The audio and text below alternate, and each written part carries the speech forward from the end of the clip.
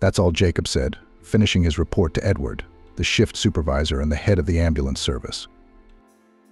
Jacob turned to Stacey, the nurse he'd been traveling with, and raised his eyebrows questioningly. She caught his gaze, glanced quickly at the sheet attached to her clipboard, and nodded gravely to Jacob. He exhaled a sigh of relief. "It's okay. I didn't forget anything. So the older man will let us go soon, and we can go home to rest." "Good," Jacob, the senior doctor said with satisfaction, adjusting his glasses on his nose. "Thank you for your service." He looked up and smiled at Stacey. "Thank you too, Stacey, thank you. You may go now." "Thank you, Edward. You're welcome." Stacey blushed charmingly as always, stood up, and together with Jacob they left the office. "I'm still waiting for the boss to propose." Jacob joked lightly. "He looks at you like that every time." Stacey brushed back her blonde bangs in embarrassment. "Yeah, but he's old for you and your jokes." Jacob chuckled. "Edward is old. He's only 30. Do you think I'm old too?" The nurse looked at him critically and flashed her big blue eyes at him. "No, you're 26. That's just right." "But thanks, it's nice to hear that from a little girl," Stacey grumbled resentfully. "I actually turned 21 last month." Jacob held up his hands conciliatorily. Okay, big girl, don't take offense at me. I'm going to change and go home. Are you coming with me, or are you going on a date?" Stacey looked at him the way one looks at a kid who's talking nonsense. "A date after a 24-hour shift?" Jacob shrugged. "Why, you look beautiful. Even like this." "Like what? Bruised eyes, wrinkled uniform, mussed hair?" Jacob laughed. "Stacey, I don't see any of that. You're adorable." "Of course I am," she rolled her eyes. "It's just that you're used to seeing me like this, and you don't know what I look like. And you probably don't remember what a girl on a date is supposed to look like." Stacey grinned. Jacob pretended to be offended. "Why, I remember perfectly well. It's just that you don't go anywhere but work." He laughed embarrassedly. "That's not true. I was recently on well, maybe not on a date, but I was definitely in a public place." "Where?" "When last month who went to a restaurant?" Stacey asked. "Oh, by the way, you were there too and you saw me." Stacey sighed. "Not last month, the month before. It's May. Actually, you were at the restaurant because it was our March 8th party, and Edward personally promised to shoot anyone who didn't show up." "All right, you win." Jacob gave in. Stacey shook her hair victoriously. "And as far as I know, you've never had a date." Jacob sighed. There was nothing left to say. "Okay, I'll wait for you on the porch," he said, and headed for the men's locker room. Of course, Stacey always took longer to get dressed than he did, but Jacob always waited for her. And why shouldn't she wait if they lived in the same house anyway? And as it happened, he almost always gave the nurse a ride. Colleagues joked about it, of course, attributing the affair to Jacob and Stacey, but the whole time they'd been working together, they'd been friends. Jacob stepped out onto the porch, stepped aside, and pulled out a cigarette and a lighter. He'd wanted to quit smoking for a long time, but with the stress of his job, he'd never gotten around to it. Suddenly his hand froze. He squinted. Was his eyesight failing him after a sleepless night? His gaze was fixed on what he'd first recognized as a large black bag. At first, Jacob thought someone had just left their things on the hospital steps. But then he definitely saw the bag move. Jacob put away his cigarette and lighter and ran over to the bag and saw that there was a baby inside. Jacob wanted to curse harder, but the presence of the baby had taken its toll on his psyche, and all he could get out was that old swear word from his childhood. He cautiously began to examine the infant. "Is that a baby?" He heard Stacey's voice behind him. Without turning around, Jacob nodded. "I think so. Where did it come from?" "I would have assumed someone had forgotten, but I'm afraid he was dropped off." "It's alive." Stacey gasped. "Yes, at first glance he looks fine. But you take a good look, of course, and I'll go and tell the chief," Jacob said. Stacey nodded. Let me get him to the receiver now. Of course, there was no more sleep and rest. The police arrived and looked around. They took statements from Jacob and Stacey. Did you see who dropped him off? A woman in a police uniform asked. Jacob shook his head. No, when I went out on the porch, the package was already on the steps, and no one was around. She sighed. I see. What can you tell me about the baby? Jacob shrugged. Why, friend, he looks to be about 7 or 8 months old, perfectly healthy. He may be a little underweight. I'm not a pediatrician, so I can't be more specific. What's going to happen to him? Stacey asked the woman. She sighed tiredly, rubbed the bridge of her nose. We'll try to find relatives, but it's unlikely to work. And then, of course, there's the orphanage. Jacob sighed. He's supposed to be in the pediatric ward for a few days, right? Can I come and see him? The woman shrugged. I don't mind. It's unlikely anyone else will be visiting him. Stacey sighed. Then I'll come too. The policewoman nodded. Anyway, thanks for responding. Jacob and Stacey drove home. You look so glum, the girl said. Jacob shrugged. I just can't stop thinking about that baby. I mean, about his fate. Stacey sighed. Hopefully some relatives will come forward.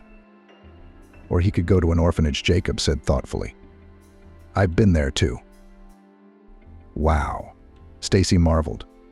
You've been to the orphanage? Jacob nodded. Yes, I was there when I was 6. But Vivian adopted me when I was 11. I consider her my mom. My parents are gone. Stacey was embarrassed. I'm sorry, I didn't know. Jacob shrugged. How would you know? We've never talked about it. I'm sorry, Stacey said. Come on, I barely remember them, Jacob replied. They pulled up in front of the house and got out of the car. I have to go, Stacey said. But if you ever want to talk about it, I'm here for you. Jacob smiled. Thanks, Stacey. Have a good rest, too. Of course, Vivian had already heard his car. Jacob couldn't understand how she could always hear from the second floor that he was coming from work, and never mistakenly confuse his car with others. Hey, son, you took a long time today. How was your shift? Vivian was warming up his lunch. Hey, Mom. Jacob walked over to his mother and gave her a big hug. She smelled of cinnamon and vanilla, as always. Vivian smiled. Wash your hands. Sit down at the table. I have everything ready. After Jacob had completed everything required, he answered his mother's questions. The shift went as usual. I was late because someone had dropped a baby off on our hospital porch. Wow, Vivian sighed. A baby? A live baby?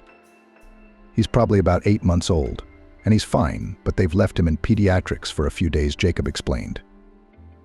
Mom sighed. Poor baby. He's probably going to be taken away to an orphanage. Jacob had already brought the spoonful of soup to his mouth, and he froze in place. Hopefully there will be relatives. Vivian sighed. But my experience says that almost never happens. Those who do everything they can to avoid being found later. Vivian had been a pediatrician all her life, and for a time had even been the head of the pediatric ward where the baby now lay. A little foundling, Vivian nodded. It was only last year that I retired. Jacob sighed. That's a shame. Mom nodded. Me too. But that's life, you can't save everyone. Jacob smiled. But you saved me, didn't you? Vivian sighed. She was always embarrassed when her son brought it up. Yes, but you were always family to me. You're a son to me. Despite the fact that Jacob had been awake for more than 24 hours when he went to bed, sleep had not come to him. It was as if the baby was still standing in front of his eyes. How had he ended up on the porch steps in that bag? Who were his parents? Did they know what had happened to their son, or had they planted him there themselves? Then Jacob remembered his childhood. He tried not to think about it. There were too many painful memories. He'd been in an orphanage when he was 6 years old, after his parents had died. Jacob didn't remember them very well. Only that when his mom picked him up from kindergarten, they often went to the cafe and she'd let him pick out any candy bar he wanted. How about a different one this time? Mom would ask him with a smile. But he shook his head stubbornly. Chocolate. And Dad seemed to like Penelope better. Probably because she was so little. That's enough, Jacob said to himself. I promised myself I wouldn't think about it. He turned onto his other side and fell asleep. It wasn't so bad at the orphanage. They lived in a new, recently renovated, warm building. They had good educators. Of course, the children were different. But in all the years he'd spent there, Jacob hadn't had any serious conflicts with anyone, though that was probably because he didn't really socialize with anyone. The 6-year-old was too shaken up by the loss of his parents and the one incident that happened after their deaths. He seemed to do everything that was asked of him. Jacob got up, did his exercise, went to class, brushed his teeth, even played with the other children. But he always felt alone, until the first time he met Vivian. She had come to their orphanage with other doctors for a physical. Next she called out, and a tall but skinny boy entered the classroom, which had been converted into a medical room for the day. "It's me," he said quietly, and walked to the desk without raising his eyes. Vivian immediately noticed his beautiful golden red hair. She had the same shade herself, until she started dyeing her hair blonde in her senior year. "What's your name?" she asked. Jacob the boy looked up. His eyes were a lovely green color, also like hers. Funny coincidences, Vivian thought suddenly. If he and I were walking down the street together, people would think he was my son. "How are you feeling?" Vivian asked. The boy shrugged his shoulders. "I'm fine. I need to check you out. Do you mind?" He shook his head. "No." "Good." The boy looked perfectly healthy, but a little thin for his age. Vivian was also struck by a kind of sadness in his big eyes. "Is something bothering you?" He shook his head in the negative. "Does it hurt here?" "No." "Does it hurt here?" "No." "Are you eating well?" He nodded. "You don't get hurt?" "No." She'd asked all the right questions, and it would be time to call it a day and call the next kid. But somehow Vivian didn't want to let him go. "What do you want to be when you grow up?" she suddenly asked. "A fireman," the boy answered as if he hadn't even thought about it. Vivian smiled. He would probably say now, "So no one would hurt me." "My parents died in a fire," Jacob said suddenly. "I want to be a fireman so that it won't happen to other people." Wow, Vivian was confused, because she hadn't expected to hear that from a little boy. "Can I go?" he suddenly asked. Vivian only now noticed that his eyes were shining suspiciously. "Of course you may go." "Goodbye," she said. The boy went out, and Vivian couldn't stop thinking about him for the rest of the day. After the physical examination was over, she approached the director of the orphanage. "I wanted to ask you about a boy," Vivian said. He fixed his glasses on his nose in surprise. "Yes, I remember you said you were thinking of adopting him." Vivian nodded. She was in her early 30s. She had wanted children for a long time, but couldn't. Her personal life hadn't worked out either. She had been married for almost 10 years to her own classmate. Now he worked as a surgeon, but in another city. He moved there after Vivian caught him cheating with a former patient. After that, there was nothing else in her life but work. "Who's the kid?" the director asked, pulling her out of the flood of memories. "Someone from the junior group?" "No, it's Jacob, the redhead with the green eyes." The principal was surprised. "Ah, Jacob." "Yes, a very smart and quiet boy, but he's already 11. I thought you wanted a baby boy of about 3 or 4 years old, or a baby at all. Those are the ones we usually get the quickest." Vivian sighed. I did. But I saw him today and I don't know. She couldn't really explain what had happened to her. When she saw that boy with the big eyes, she knew for sure she couldn't forget him again. You can come to us again, the principal suggested, and get to know him better. Vivian nodded. I will certainly come. And she did.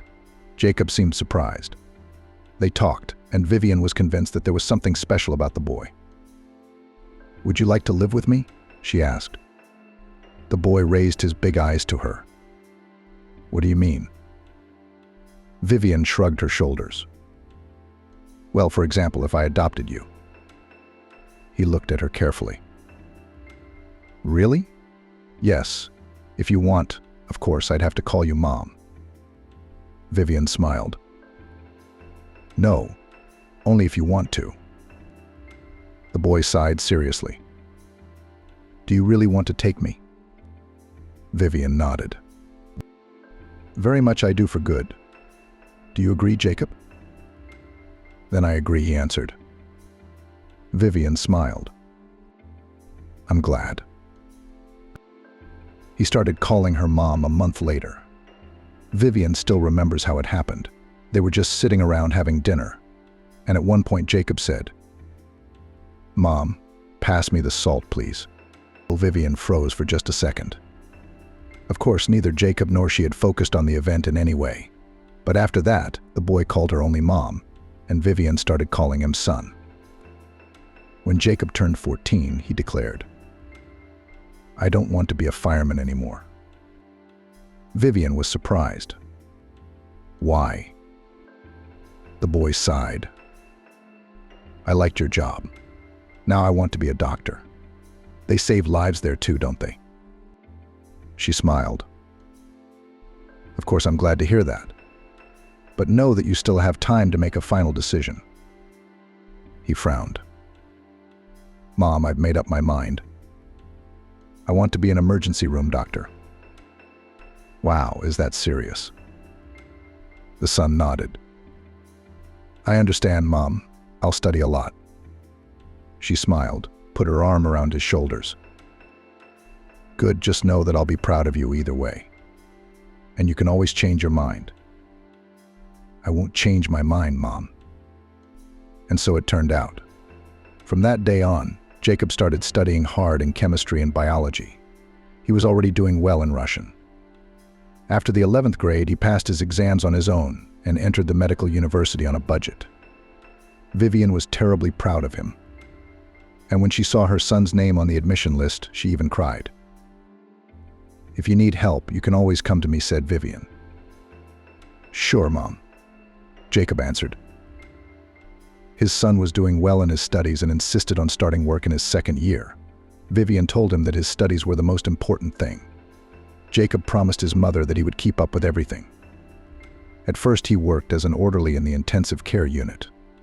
After his third year, he passed his exams and got a job as a nurse in the same department. After Jacob graduated from the university, he entered the residency program in emergency medicine and, of course, did not stop working. And after receiving his long-awaited diploma with the inscription emergency physician, Jacob finally got a job at the hospital, where he has been working to this day. Are you not disappointed in your profession? His mother asked him once. He only shook his head negatively. I had seen all I could for 8 years, and I was prepared for things to be less than rosy, unlike my classmates who didn't work anywhere. I'm glad, Vivian said. Vivian was very proud of her son and was happy that Jacob had grown into a fine doctor. The only thing she worried about was her son's personal life. It seemed he'd been seeing some girls, but he hadn't introduced any of them to his mother. And now he only has one job on his mind. He doesn't even go on dates, even though there are so many nice girls working at the hospital. Take their housemate, Nurse Stacey. Smart, funny, kind, with a good sense of humor. But with such conversations, Vivian never interfered with her son. He was old enough to figure it out for himself. The next day, Jacob went to the pediatric ward. Everyone there knew him and let him in without a problem. He said hello to Nadia, the procedure nurse. How's our patient from yesterday, Roland? Can you find him? She smiled. Have you already given him a name? Of course, replied Nelly. He's a living person. Only we haven't thought of one. He was wrapped in a diaper with the name written on it. That's it. I didn't notice it when I was examining him. I know, I didn't have time. So how's he doing? He's doing great. He's eating well. He's making good contact. Can I take a look at him? Sure. On the way to the room, Jacob asked, "Did any of the relatives show up?" The nurse sighed. "Not yet. I don't think anyone will show up." Jacob looked at her. "How can you be so sure?" Nelly grinned. "I've been working here for years. I've seen it all. Too bad he's a good kid." Jacob opened the door to the room. The boy was in the playpen, playing with a stuffed bunny. "Hello, Roland," Jacob said. The child suddenly raised his head and looked at him. "You have such big black eyes," Jacob said. "Brown," the nurse corrected. "Really? Yeah, it just looks that way from a distance. I'm telling you, brown eyes it will be." She closed the door on the other side. Jacob walked over to the boy and handed him a present, a big polar bear. Roland looked at him in surprise, but took it. "How do they feed you here?" Jacob asked. "Good." The child looked at him and smiled. Jacob felt a little silly talking to a small child who didn't answer him, but he could see that the boy was responding to his voice. "Did you get along?" Nelly came into the room. "Yes, he's a very good kid," Jacob replied. "Yes," Nelly sighed. "We all like him already." Jacob sat with Roland for about 20 minutes, then went about his business, but the baby was still on his mind. "I wonder," he said, suddenly thinking, "if my mom had that too. She told me how she saw me and wanted to take me in. But was he ready to take on such a responsibility? He hadn't even thought about having children, but of course he would have them someday. After he got married. And will I get married? Stacey said truthfully, "I don't even go on dates." The next day, Jacob went on duty. He went back to Roland's before his shift and ran into Stacey. "Hi," she said cheerfully. "I thought I'd go see him too." Roland was sitting in her arms, looking very happy. "That's great," Jacob agreed. "He's such a sweet baby." "I agree. Have you heard from any relatives?" He sighed. No one had come forward yet. When they got on shift and were on their way to a call, Stacey asked him, "Do you seem different today?" Jacob sighed.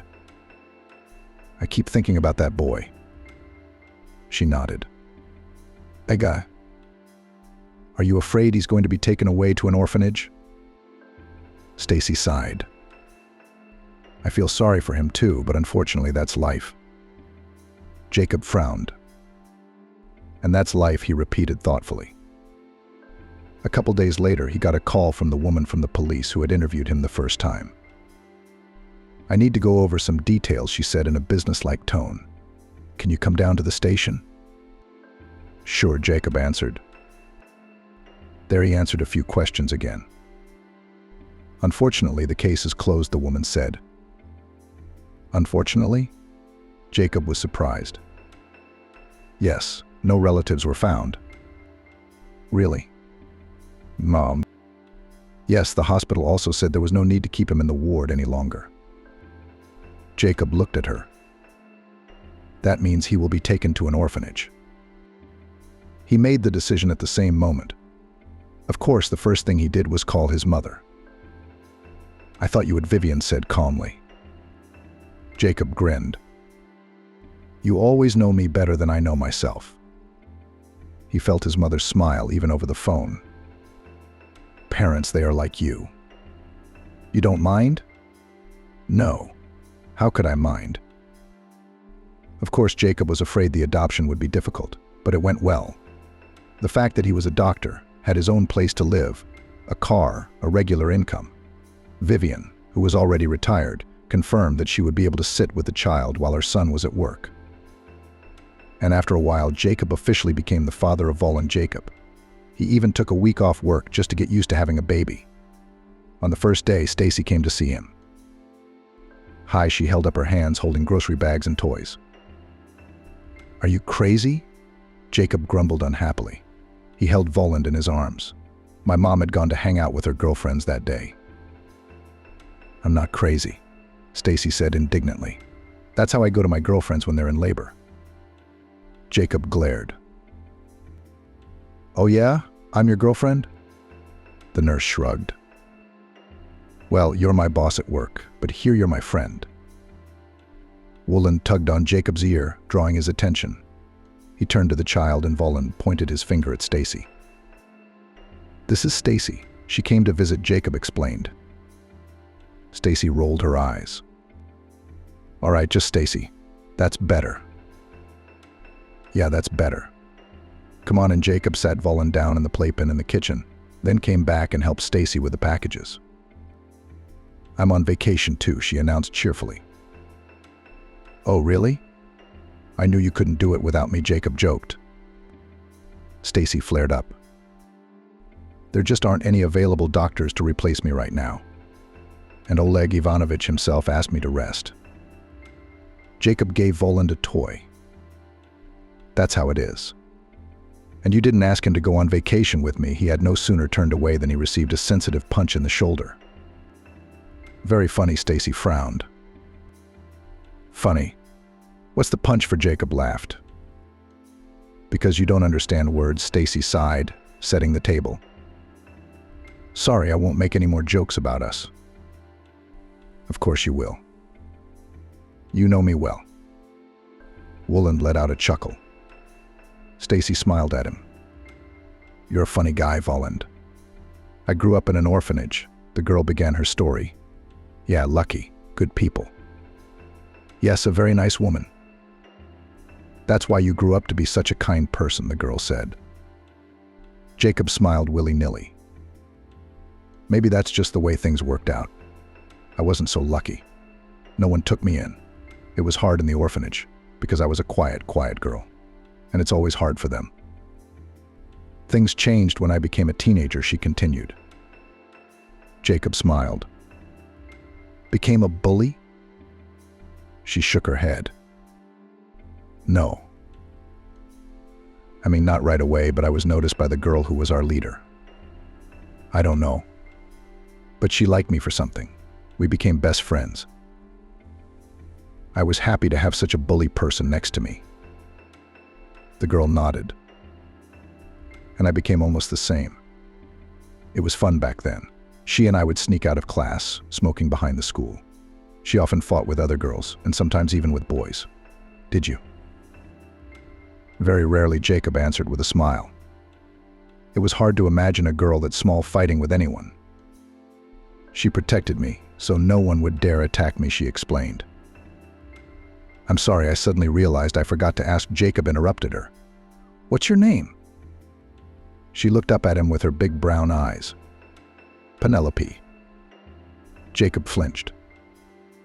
I'm Jacob. I know, she smiled. He nodded. Auntie. Of course you've been following me, haven't you? I'm sorry, he waved his hand. Come on, go on. Penelope hesitated. So, my life in the orphanage. That girl and I escaped several times. Sometimes we were caught after a couple hours, sometimes after 2 or 3 days. Once we were free for a week. Jacob chuckled. What did you do during that time? Where did you live? What did you eat? Penelope sighed. We slept in train stations, abandoned houses, park benches. And ate? She was embarrassed, but still found the courage and continued. We stole either food from the market or from the stores. Sometimes we stole a little money. Jacob coughed. I see. I can't let you out of my sight. Penelope suddenly read his mind. Don't think about it, she said. I haven't done it since. It was a long time ago, when I was young. Jacob grinned. Young? How old are you? 23. Yeah. Wow, I've always gotten less than that, he nodded. You're very small and thin. Penelope seemed to shrink.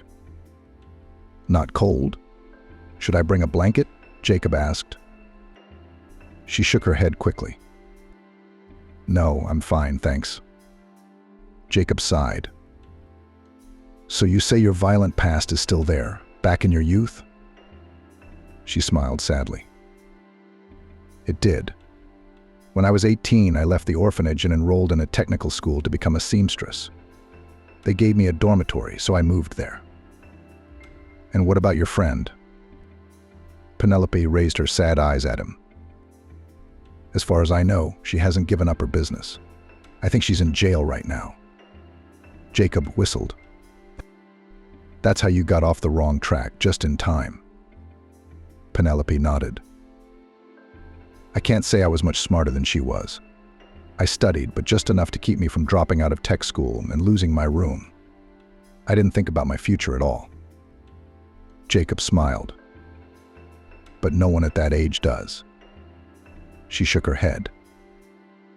You're a doctor. You must have had some serious studies at my age. He smiled. Yes, I studied a lot, but things happen. I see. In general, I was not a diligent student and went out with my girlfriends a lot. And when I was a sophomore, I met Ben. Jacob nodded. I wondered if Ben was the baby's father, or just the first of her boyfriends. Yeah, he was older than I was, I'll bet. 8 years older, but not by that much, Penelope said. When you're 19, it's a lot, she said. Maybe Jacob didn't argue. Anyway, I fell in love with him. Jacob smiled. I thought so. She glared at him. Don't make fun of me, please, Penelope asked suddenly. I realize how I look in your eyes. Jacob was suddenly ashamed. I'm sorry, he interrupted her. I'm always like this. Consider this crude humor my professional deformity, but I'll try to control myself. Thank you. From excitement, Penelope even a little blushed. I'm telling you about Ben, so that you better understand me. Of course I'm sorry, Penelope. I'm listening. I was young and stupid then. And don't laugh at that either, she said. Jacob nodded seriously. I won't. He was very bright, confident, Penelope continued, and he seemed very mature and smart. Jacob was suddenly distracted from her story and thought, does Vivian think he's smart and mature? Or is their age difference not that big? I also thought he was very talented, she continued. He played guitar and was in a band. Jacob whistled. Wow. What was the name of his band? What were the famous songs? Penelope suddenly grinned. I'm not sure. You've never heard of them? Penelope asked. No one had heard of them, and their songs were terrible. But that's not what I thought when I was 19. Jacob smiled. I can't judge you. I listened to a lot of crap at that age too. The girl smiled weakly. And all my girlfriends were in love with him. But naturally, Penelope frowned. You promised not to laugh. Jacob covered his mouth with his palm. Silent, crushed. Penelope sighed. Anyway, when he caught my eye, I was just happy. We started dating right away, and a month later he asked me to move in with him. Jacob raised his eyebrows in surprise. You said yes? Yes. Oh my God. She lowered her head again. The only good thing he did for me was to let me finish my studies. But education is important, Jacob said. Yes, when we started living together, I was very happy at first. I went to school and then I ran home on wings. I didn't care that he was renting a room in a huge communal apartment with maybe 10 other people living in it besides us. Jacob smiled. Daughter, let me guess. Were they all creative people too? She nodded. Yes, guys from his band with their girlfriends, some other friends, acquaintances. Some of them changed a lot. I didn't even remember them. You must have had fun there? Penelope grinned. And even very much. Everyday parties, concerts, cards, fights, alcohol, and so on. But I loved Ben, and I thought I was his muse. Jacob could hardly resist another sarcastic remark. Penelope was just another silly, naive little girl. "You're a very romantic person," he said. She grinned bitterly.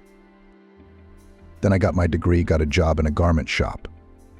And then somehow Ben had a losing streak. He used to bartend part-time, then he decided to quit and devote himself entirely to music.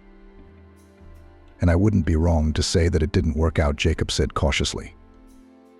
Penelope nodded. No. And so I became the only person who brought money into the house. I tried to cheer Ben up, telling him that everything would work out, that he would become a successful musician. She suddenly stopped talking and covered her face with her hands. "How stupid was I?" she said in a muffled voice. Jacob sighed. "Penelope, you were just a young girl in love. Don't judge yourself so harshly." She shook her head. "No, you don't know everything yet." Jacob sighed. "I don't think it's hard to guess. I can take it from here. Correct me if I'm wrong. Your lover was hitting rock bottom. He didn't work, drank a lot, didn't help out around the house. All his attempts to become a famous musician failed one after another." She looked up at him and stared at him in amazement. And Jacob continued, "The more you tried to support him and tell him everything was fine, the more he hated you and humiliated you. Where did you come from?" Penelope cried out. "Then you got pregnant. I don't know what you were guided by. Perhaps you just did not think. Perhaps, on the contrary, thought that when he finds out about the child, will become a responsible father." She had tears running down her cheeks again. "Maybe your Ben was even happy when he found out he was pregnant, and then he found out it was a son. What a proud father." Jacob waved his head. "And then there's the labor and the raising of a little man. Can't you work? Doesn't your musician want to? I can't imagine the poverty you lived in. The neighbors must have helped. But there was the government welfare." Jacob could see she was on the verge of hysterics, but he couldn't stop. "Next thing you know, your Ben realized he didn't like having a child, right? And since you said at the beginning of our conversation that you didn't plant the baby, I'm going to assume that he did." Penelope sobbed. "How do you know?" Jacob shrugged. "I work as an emergency room doctor, as you know. Do you know how many families I've seen like this?" He stood up from the table. "You know, the fact that he dropped the kid off on the hospital porch. It's almost humane. At least Vanya's alive," Jacob said. Penelope suddenly screamed. "I would never let him hurt my son." Jacob sighed. "But at the same time, you let him carry him in a bag to the hospital porch like a kitten." He couldn't contain himself any longer either. Penelope screamed. "I didn't know. I was at work at the time. We had no money at all. And as soon as Vanya was 4 months old, I had to go to work. And who did the baby stay with?" She nodded. "Sometimes. But there was this girl, she would babysit him. Usually." Penelope wiped away her tears. "And that time she wasn't home. I asked Ben, and he'd just come back from some booze binge. He was very angry. But there was no way out. I had to go to work. Vanya was crying." And then Jacob nodded. Jacob nodded. "Put the baby in a bag and carried him away from your house." Penelope sobbed again. "So what? When you came back, you weren't interested in where your baby was?" Jacob asked. She suddenly balled her hands into fists and looked straight into his eyes. "Of course I was curious. And Ben told me he'd given him to good people. Yeah, he said we couldn't afford it." "Yes? What about the allowance from the state, maternity pay, and so on?" She's blushing. "I worked unofficially, and the pregnancy." Jacob interrupted her. "Don't tell me you didn't register your pregnancy." Penelope shook her head. "Where did you give birth?" "At home." "What a nightmare." she cried. Jacob sighed. Okay, why did you come to me? Penelope looked at him fearfully. To see my baby. Jacob hated to talk to her so harshly, but he realized it was the only way he could do it. Why? Why would you want to see him? Your son is officially adopted. He's being taken care of. He's going to be fine. Can you go back to your musician and continue your carefree life? Jacob asked. Penelope lowered her head. I left him. A few days after that. That's why she's so thin and pale. She must have been living on the streets all this time, Jacob thought. He sighed again. All right, Penelope, let's be frank. You did a good thing to get away from that Ben. But I'm not showing you the baby. You realize you're hardly the mother of the year. She pressed her lips together and nodded. I understand, just give me a chance. I'm willing to do anything for my son. Jacob rubbed his temples, his head aching from all this. I don't know how I can help you, he answered honestly. Penelope stood up suddenly. I understand, she said quietly. Thank you for listening. I'll be going now. She suddenly realized that she was sitting in someone else's robe. She got up and went to the bathroom, where her wet clothes were lying. Shit, Jacob followed her. Where are you going now? She shrugged. I don't know, maybe I'll sleep in the driveway. He rolled his eyes. No need for unnecessary drama. You can stay at my place tonight. Roland isn't here anyway. Don't get your hopes up. Penelope looked at him incredulously. Really? Can I sleep on your couch? In the morning my mom will come, and we will decide together with her what to do. Right now I have a headache. Thank you. Jacob quickly laid out the couch. While he went to get a spare blanket, Penelope lay down on it and fell asleep. He came back and gently covered her. The girl didn't even move. She probably hasn't slept in a long time, he thought. She must have been tired for a long time, he thought, and she must be tired to fall asleep so easily and soundly after all that. Jacob scolded himself for being too compassionate. He didn't know her at all, Penelope. Maybe everything she'd told him wasn't true. Or maybe she'd carried Roland to the hospital porch herself. He decided to go to sleep too. Jacob woke up to someone gently stroking his shoulder. Son. He opened his eyes instantly. A worried Vivian was standing over him. Good morning, Mom, Jacob said. I have 2 questions. He sat up on the bed, his head aching. What time is it? And where is Roland? Vivian sighed. First of all, where is my grandson? Second, who is that girl sleeping on our couch? Jacob grinned. Yes, I can imagine how it all looks to you. You're still very calm. Mom. Vivian grinned. I just know you well. So is Roland at Stacey's? Vivian exhaled in relief. Thank God. Jacob nodded. And the girl? She's still sleeping, by the way. She was asleep when I came into your room. Yeah, what time is it now? 7 a.m. Mai? Wow. Vivian nodded. I came on the first train. I see Jacob rubbed his eyes. Well, since she's asleep, let's go to the kitchen. I'll tell you all about it. Vivian pressed her lips together. I'd like to know. Penelope was still asleep when they passed her. Do you want coffee? Jacob asked. Yes, honey. He made 2 cups. He and his mother sat across from each other, and Jacob told her everything. Vivian listened. Was it really true? She said at last. Jacob shrugged. I don't know, but it sounded convincing. Vivian shook her head. Poor girl. Jacob looked at his mother in surprise. Mom, are you making excuses for her? Vivian looked at her son. Are you condemning? Of course, she sighed. Son, you lived in an orphanage too, didn't you? Don't you think what would have happened to you if you had stayed there until you were 18? Jacob lowered his head. Mom, of course I did. But imagine how hard it would have been for a girl who'd lived there all her life and then gone out into the world without knowing anything about it. Vivian frowned. Yes, and then she met a man she trusted and loved, and she carried him and the baby on her shoulders as best she could. Jacob sighed.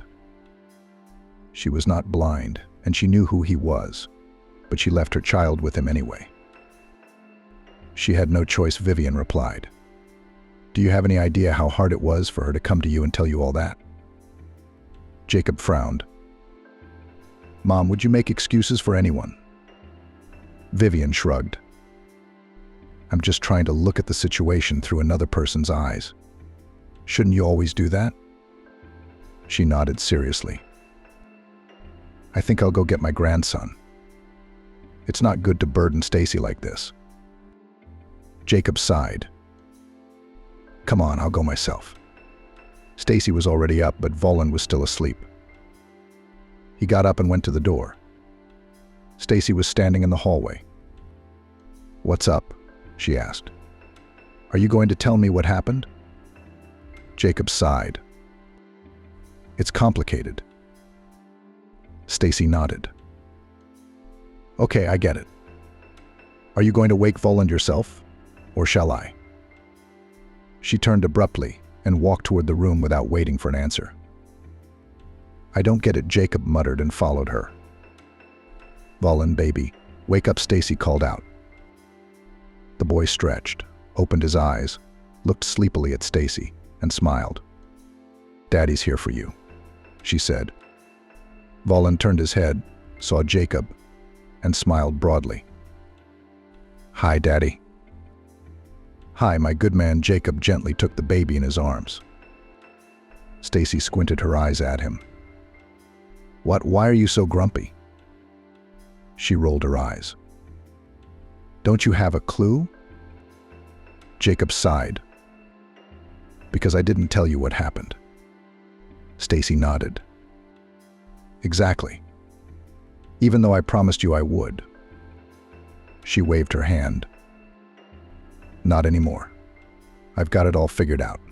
Go on, it's my last day off. There's a lot to do before my shift. Stacey. Jacob repeated. But she just said it again. Go. Jacob got dressed and went to the door, then looked back. Stacey, thank you so much. The door slammed shut. Roland looked at his father in surprise. Jacob sighed.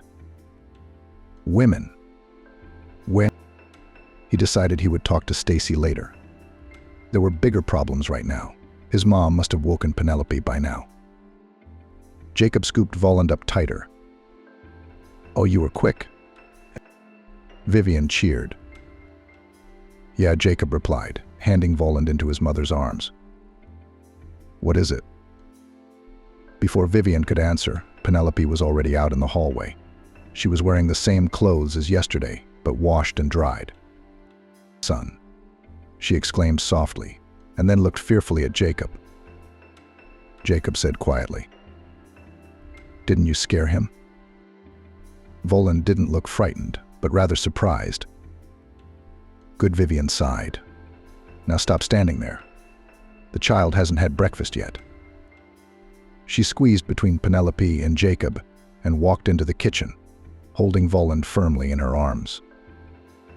Don't mind them, kid, you need to eat. Roland didn't mind at all.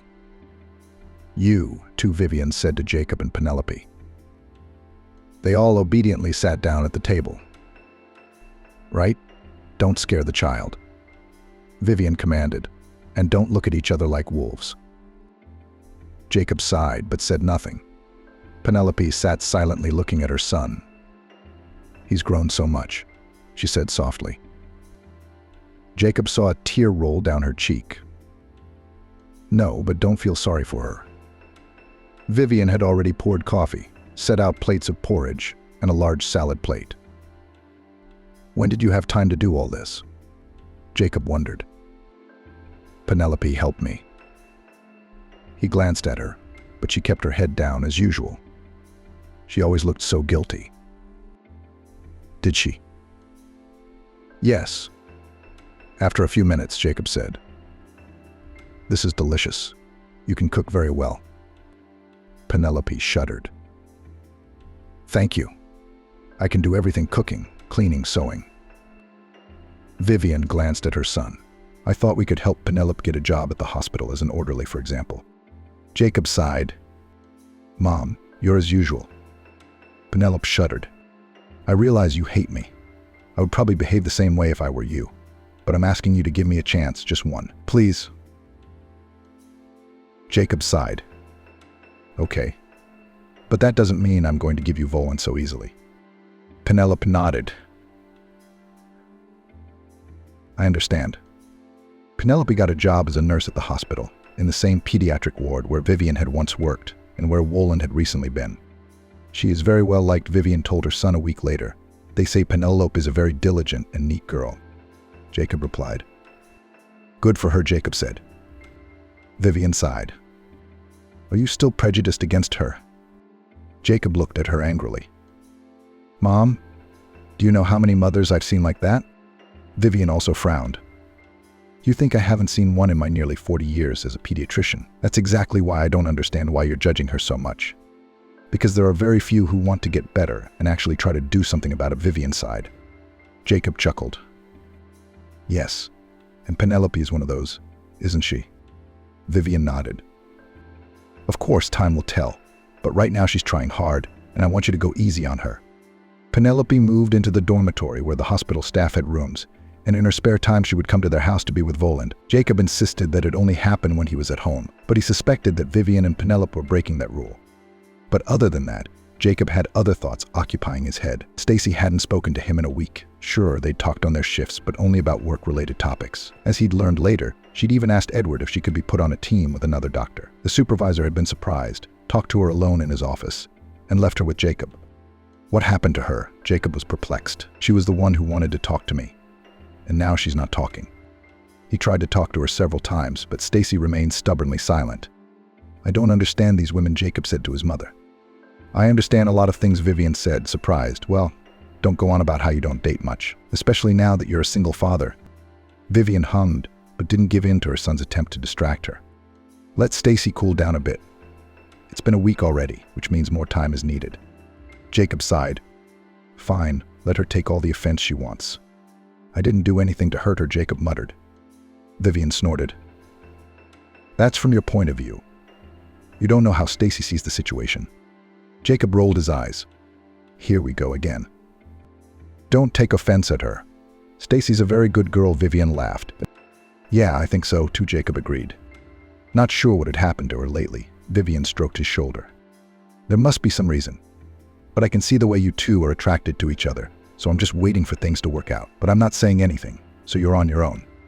After a while, Jacob suddenly realized that he had become softer toward Penelope. He knew that she still worked as a nurse, and everyone spoke well of her. She was less like the pale, unhappy, silent girl who had come to them that rainy day. He even began to go out for a walk with Penelope and Roland, and he saw that the girl looked perfectly happy. "Thank you," Penelope told him during another walk. Jacob, who was thinking about something else, was surprised. "Why?" Penelope shrugged. "I remember how much you didn't want me to get involved with Roland, but you changed your mind and gave me a chance." Jacob sighed. "I have my mom to thank for that. I tell her that every day," Penelope admitted. "Didn't she ever tell you? I realize how hard it is for you, though." Jacob smiled. "Well, maybe Mom was right. I can see how you feel about Roland and that you're trying." They walked in silence along the path of the park for a while. Roland had fallen asleep in the stroller, and Jacob suggested they stop and sit for a while. "Come on," Penelope answered.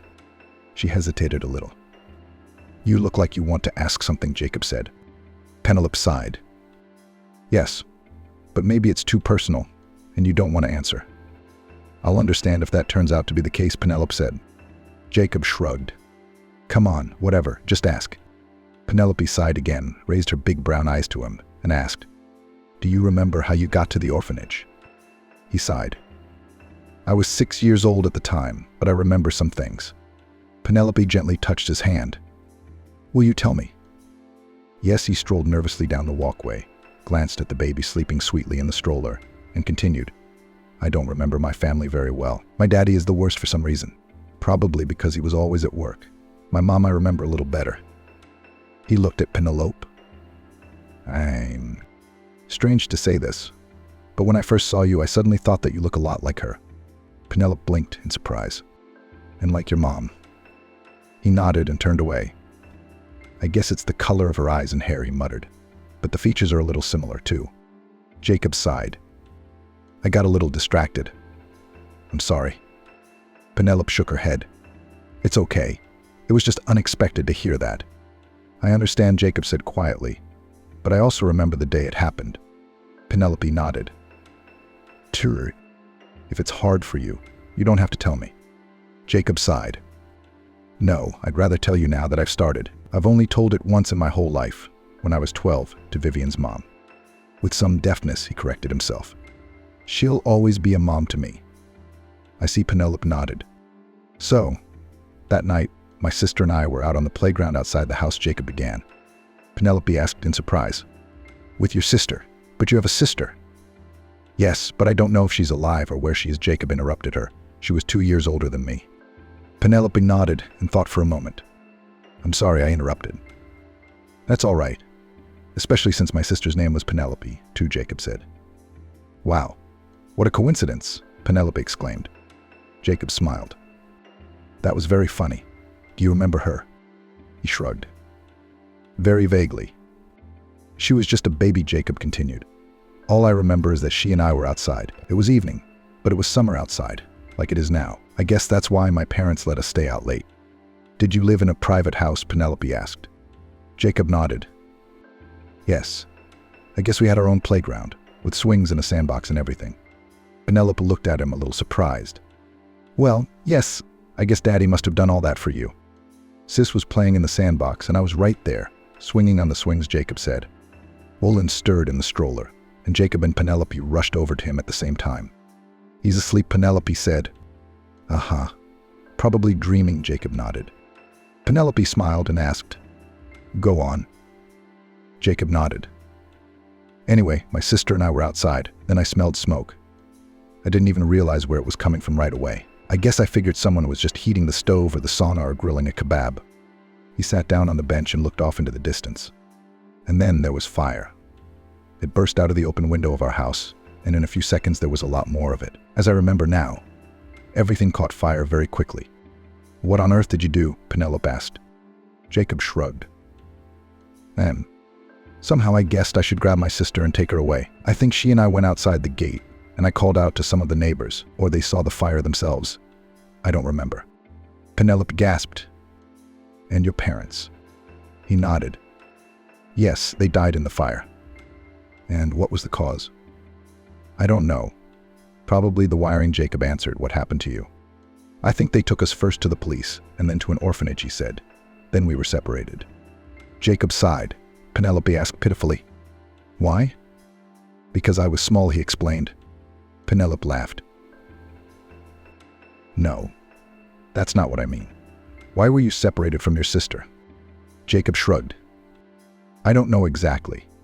I don't know exactly why you and your sister were separated. They found foster parents quickly, Jacob said, but I never heard from my sister again. Penelope turned away, and Jacob thought he heard her sobbing. And you never tried to find her again? Penelope asked. Jacob sighed. I thought about it, but then I gave up on the idea. Penelope turned sharply toward him. Why? He shrugged. It's been so many years. She's a grown girl after all. She must have been adopted, and she considers those people her real parents, just like I consider Vivian my mom. Penelope smiled sadly. Not a fact. And then Jacob continued, she was very young, and she doesn't remember anything about me or her parents. Why meddle in the life of someone who doesn't need you? Penelope shifted her eyebrows angrily and looked at him. Why did you decide that for her? Jacob was surprised. Why so aggressive? Penelope asked cheerfully. But she didn't give in. You have a sister, someone you haven't seen in years, and you've decided for her what her life is like and how well she's doing. Penelope, Jacob tried to touch her to reassure her, but she pulled away. Or maybe she wasn't feeling well and needed someone close to her. Jacob didn't understand what was happening to her. Penelope, what are you doing? he asked. Roland woke up to her screams and cried. Penelope took him in her arms and rocked him. "Why are you so worried about my sister?" Jacob wondered. She turned away from him, still rocking him. "Nothing." That's the whole answer. Women, Jacob thought, are they all like that? After that conversation, he and Penelope seemed to grow closer. Jacob didn't realize how much it had helped him, but he felt much better about her. "You were right," he said to Vivian. "You were right," he said to Vivian. They were in the kitchen. Jacob was entertaining Mealy, who was sitting on the floor playing with the pyramid. What was Vivian making dinner in? She turned around and looked at her son with a smile and surprise. "Penelope is really a very nice girl," she said. "Come on, Mom, don't laugh," Jacob replied. Vivian turned away from the stove. "I'm dead serious." "Me too," she sighed. "I'm glad you realized that, but it took me a while." "That's normal, but you saw it right away." Vivian shrugged. "You had and have a responsibility. Clearly, you couldn't let someone you didn't know see Roland." Jacob nodded.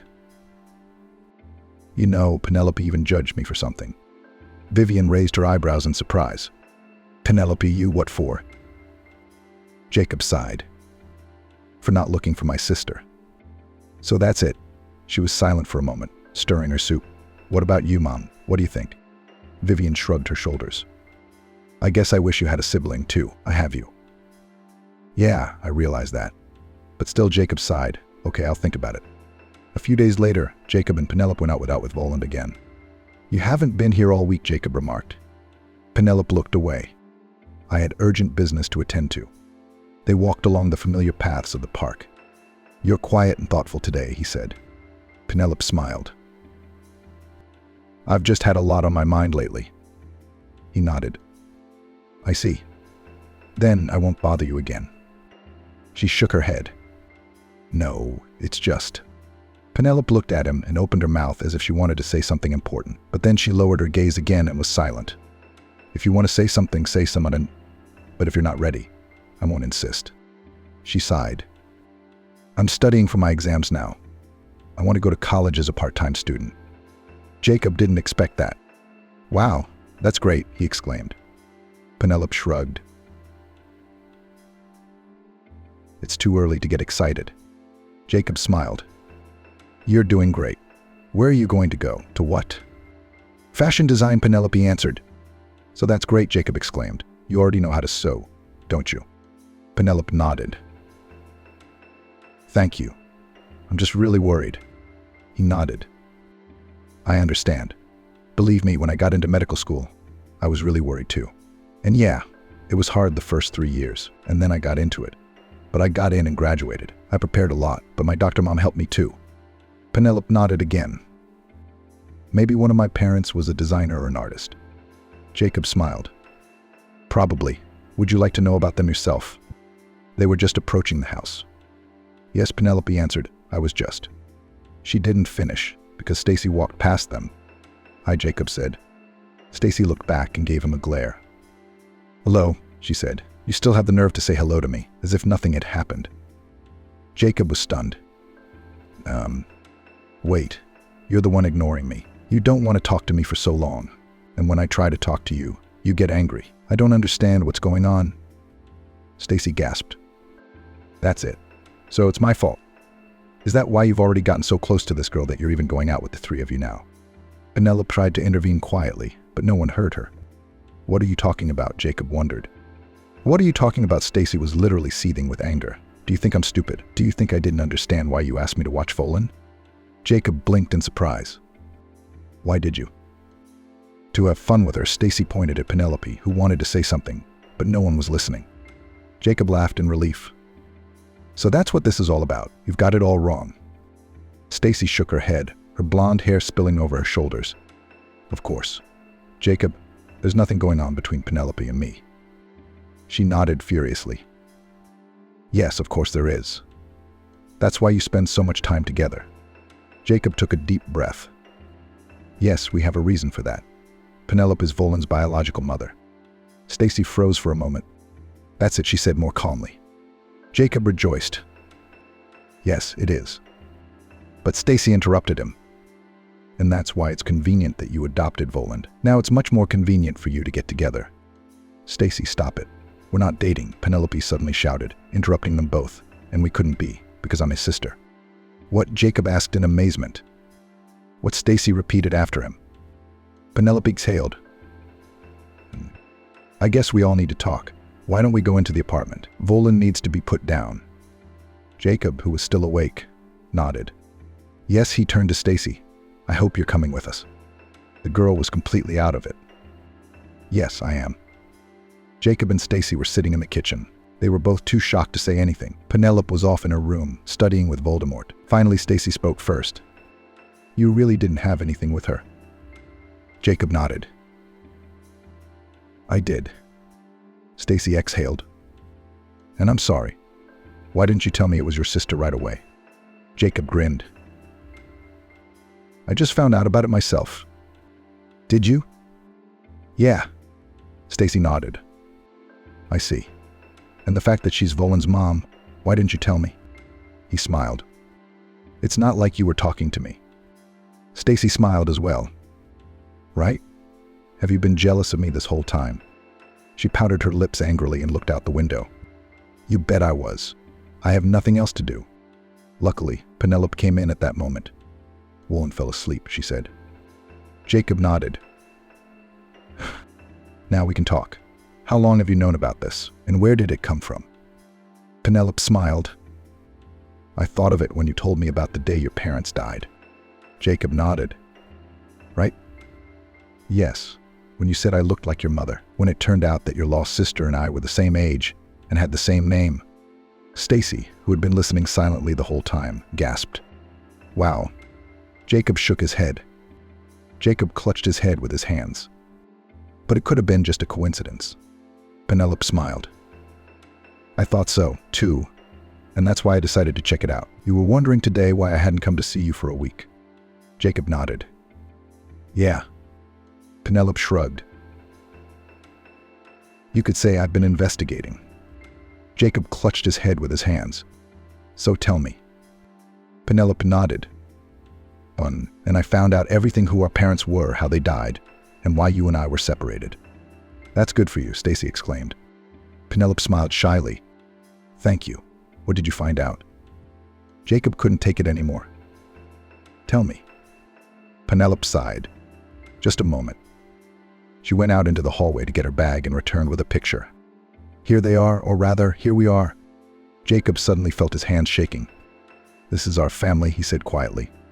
In the picture was a tall man with brown hair and green eyes, with straight features. Next to him stood a small, slender woman, very much like Penelope, with huge brown eyes and golden red hair. She held the hand of a boy about 6 years old. It's me, Jacob said quietly. He looked almost exactly like he did in his first picture from the orphanage, but maybe he was a little younger. Light red hair, green eyes. And me, Penelope said, pointing to the little girl in her father's arms. Yes, Jacob said. Are you sure it's us? Penelope nodded. You know, our daddy was a pretty good illustrator. He did drawings for a lot of books, most of all children's books. Jacob smiled.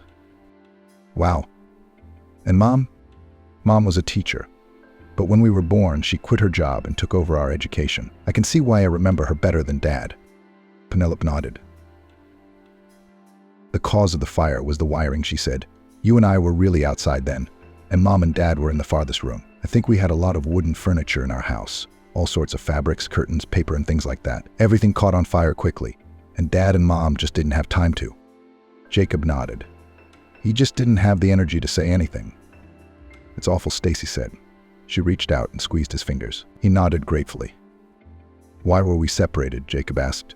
You said you found out about it too. Penelope sighed. Yeah, I was kind of wanted by some family from out of state, and they rushed me to that orphanage. I don't know exactly how that happened. I suspect someone was bribed to get it all organized quickly. Jacob exhaled. But you told me. Penelope nodded. Yes, they changed their minds and I stayed in that orphanage. That's the story. Stacey exhaled. It's like a movie. Jacob grinned. My head is spinning. His sister smiled. I know. I haven't been able to sleep much this week. You bet. He stood up and paced the kitchen excitedly. That explains why you decided to adopt Roland, Stacey said. Jacob looked at her. Why? Why? She shrugged. I felt the blood. Jacob laughed. Exactly. He took off his glasses and rubbed the bridge of his nose tiredly. The workday is finally over, Jacob said. You still have some papers to sign, said Trixie, his secretary. Yes, of course, Jacob sighed, taking the papers. He signed and looked at Trixie. How is Edward not sick of all this? The girl shrugged nonchalantly. Well, eventually he did, since he left the place to you. Jacob nodded. Is it worth it? Trixie nodded. Aha. And Edward was always nagging too, just like you. Jacob laughed. Yeah, I didn't understand him before, and it turns out I had a lot to live up to. Trixie smiled too. Well, you've got a lot of good things going for you too. Everyone loves you. Yeah, Jacob said, especially after I scheduled their vacations. But you can never please everyone. I'll keep that in mind. Trixie looked back at the clock on the wall of the office. It's time for you to go home, she said. Stacey asked me to remind you of some evening chores. Jacob rubbed his eyes with his hands. Yeah, right? Thanks, Trixie. He walked out of the hospital and blissfully breathed in the warm spring air. It smelled of apple trees, cherry blossoms, and lilacs. Beautiful, Jacob said to himself. The phone rang. He smiled and took the call. Yes, my love. I was just thinking about you. Trixie reminded me, Stacey said. Yeah, Jacob didn't deny it. I'm already in the parking lot, waiting for you. He frowned. Are you driving yourself? Yes, Stacey. I told you to. Come on, just go, he sighed, hung up the phone and hurried to the parking lot. Stacey stood by the car and sighed blissfully. Spring air? Can you feel it? She asked her husband. Jacob nodded, walked over to her, hugged her, and kissed her. It smells like spring, he said. Aha. Jacob walked around the car and opened the door. Get in. Stacey frowned unhappily. Are you saying I'm in the passenger seat today? He nodded. Just a reminder, you're 7 months pregnant. Stacey rolled her eyes. Only 7. But she obediently climbed into the passenger seat and buckled in. Jacob walked around the car and got behind the wheel. Your sister had a home birth, Stacey said. Nothing. Jacob sighed. Very funny. But it's true, isn't it? But thank goodness, over the next 10 years she's proven herself to be a mentally healthy person, and don't think she'll ever do that again. I don't recommend you give birth at home, or even in the car, either. Stacey sighed. Okay, let's go already. Jacob started the car. Why did you decide to meet me today? Stacey shrugged innocently. No reason. Jacob hesitated. Sure, and you brought up Penelope just because. Stacey sighed. I can't hide anything from you. He nodded. To have secrets from your own husband, I don't welcome that kind of thing. Stacey, you've made your point. Did your sister come from Mealy? Yes, is my favorite nephew with her. Jacob smiled. I'm glad. Stacey smiled too. I knew it. But actually Penelope Napoleon wanted it to be a surprise. Jacob nodded. Okay, I'll pretend I'm just shocked. Good for you.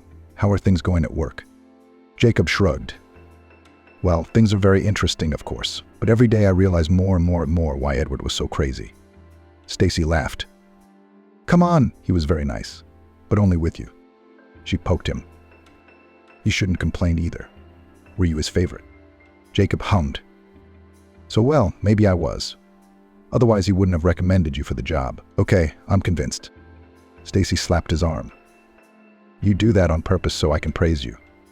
Jacob nodded. It's your own fault. You got me used to it, back when you were my nurse. She nodded. And is that why you married me? Of course, you were always there for me, and you were also very funny and beautiful. Stacey pouted her lips. Jacob laughed. And you are. It was true. Even though it had been 10 years they'd had a son, and now Stacey was pregnant with a daughter. To Jacob, she hadn't changed at all, still the same gentle and fun-loving beauty. All right. I love you very much, even though you're very jealous. Stacey laughed. If it weren't for my jealousy, you would never have realized I liked you, and of course, you never would have asked me out on a date. He sighed. But there's some truth to that. But I was going to ask you out. Come on, honestly. How long have you been meaning to? A year? Jacob nodded. The whole hospital was chasing you. I was scared. She rolled her eyes. I worked with you on the same crew and lived in the same house. But you know, all I had in my life then was work and not much socializing with other women. Stacey nodded. Yes, that always made me very happy. The other women didn't have time to see what gold you were, and I got you. Jake nodded. I liked the way things turned out, too. They stopped in front of the gate of their house. Jake pushed the button. The doors slowly slid open, and the car pulled inside. Jake helped Stacey out of the car. So wait, she said. There are grocery bags in the trunk. What? You were carrying bags too? Yes, Stacey replied. Honey, pregnancy is not a disease. He grumbled something unintelligible in response, but went to the trunk. There were 2 huge bags of food in there. Yeah, I should lock you in the house, Jake sighed. Stacey laughed. Let's go already. And don't forget to act surprised. I will. Natalie's son and grandmother met them in the hallway. Hi, Dad. Peter gave him a big hug.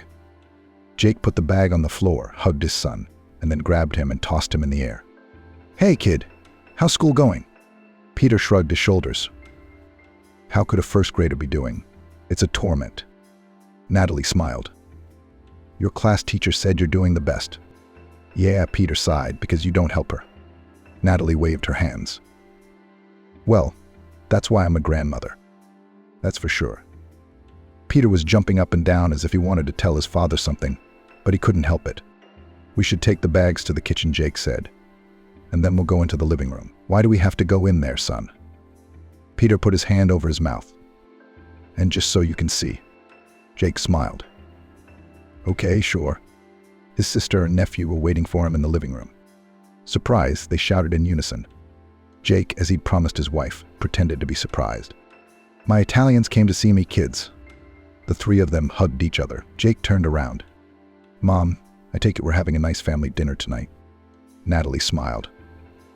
Sure, if I get some help setting the table. I'll help, Grandma Giovanni responded immediately. Me too, Peter shouted. Yay, said Stacey. I'm going to rest. She climbed with her feet on the couch and stretched her feet blissfully. Oh, that feels so good. Jake turned to his sister. Stacey laughed and said, Easy, you said it was possible. Annie watched their lovemaking with a smile. When is the deadline? She asked her sister-in-law. Stacey stroked her belly. August. That's great. Yeah, that's fast. Time flies. Annie looked at her brother and smiled again. I can't believe it's been 10 years. Jake nodded. Yeah, I remember it all like I do now, finding Giovanni. How you came to our house in a thunderstorm then. Annie sighed. You don't say. I never dreamed my life would turn out like this, and it's all thanks to you. Her brother shook his head in denial. No, you made yourself. I didn't realize at first how strong and persistent you were. Annie laughed. Where was that tenacity before? It wasn't until I met you that I found a family. That's when it all happened. Stacey frowned. Don't say that. You've always been very strong. Jake picked up on that. Take, for instance, how quickly you prepared and got into fashion design then. Stacey nodded vigorously. Yes, I had time to study, work, and raise Giovanni. Annie smiled. But it was all thanks to you. Don't belittle yourself, Stacey said. Exactly. Who was the best student in the class? Who got the red diploma? Jake rubbed his wife's feet and continued for her. And then you opened the most successful clothing boutique in town. Stacey nodded. And then you were noticed, called to Milan. Natalie joined them. And then Paris too. Exactly, Annie said, covering her face with her hands in embarrassment. Okay, praise me. Thank you. Suddenly Giovanni's voice sounded. Mommy, you're the best. Annie looked at her son. Thank you. You're my miracle too. But are we going to eat? Peter asked. Have you set the table? Jake stood up and clapped his hands. Yeah, I think it's time for everyone to eat. They went into the dining room and sat at the large oval table. Annie said, By the way, I haven't seen your house yet. Yeah, Giovanni said, it's so huge. Stacey smiled. And outside we have a slide and a pool. I'll show you tomorrow, Peter promised his cousin. Okay. Jake looked at his sister. You're going to stay with us for a while, aren't you? Annie nodded. Yeah, it's only a month for now. I think for 2 weeks we can stay here. Jake whistled. Tell me about your fashion show. The sister smiled modestly. It's not very big, but several magazines have written about it. So I think there will be plenty of people there. I bought tickets for all of you too. It's my first collection after all. Wow, Natalie said. Stacey stood up, walked over to Anna, and kissed her on the cheek. Congratulations, you're a good girl. Thank you.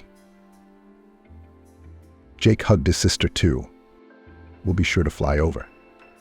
Peter laughed. If Mom doesn't give birth. Stacey rolled her eyes. It's too early to sing. Annie smiled. I'd be very happy to. And if anything, Peter added, Dad, the doctor, will deliver the baby right on the plane. Jake exhaled. That's something I'd really hate to do. Everyone laughed merrily. Let's raise a glass to our family, Natalie suggested. To having each other, Annie added. To being stronger together, Stacey said. For making me happy every day with all of you, Jake finished. Taylor wandered through the streets of the small, dusty town. Provincial Sunset City greeted the man with marvelous weather. Warm, but not an exhausting heat wave like Los Angeles. The sky was slightly overcast and there was a pleasant freshness in the air. The man is here on a business trip. The company, where he worked as a general manager, planned to open branches in such small towns. And this, in Taylor's opinion, was a very successful and profitable project.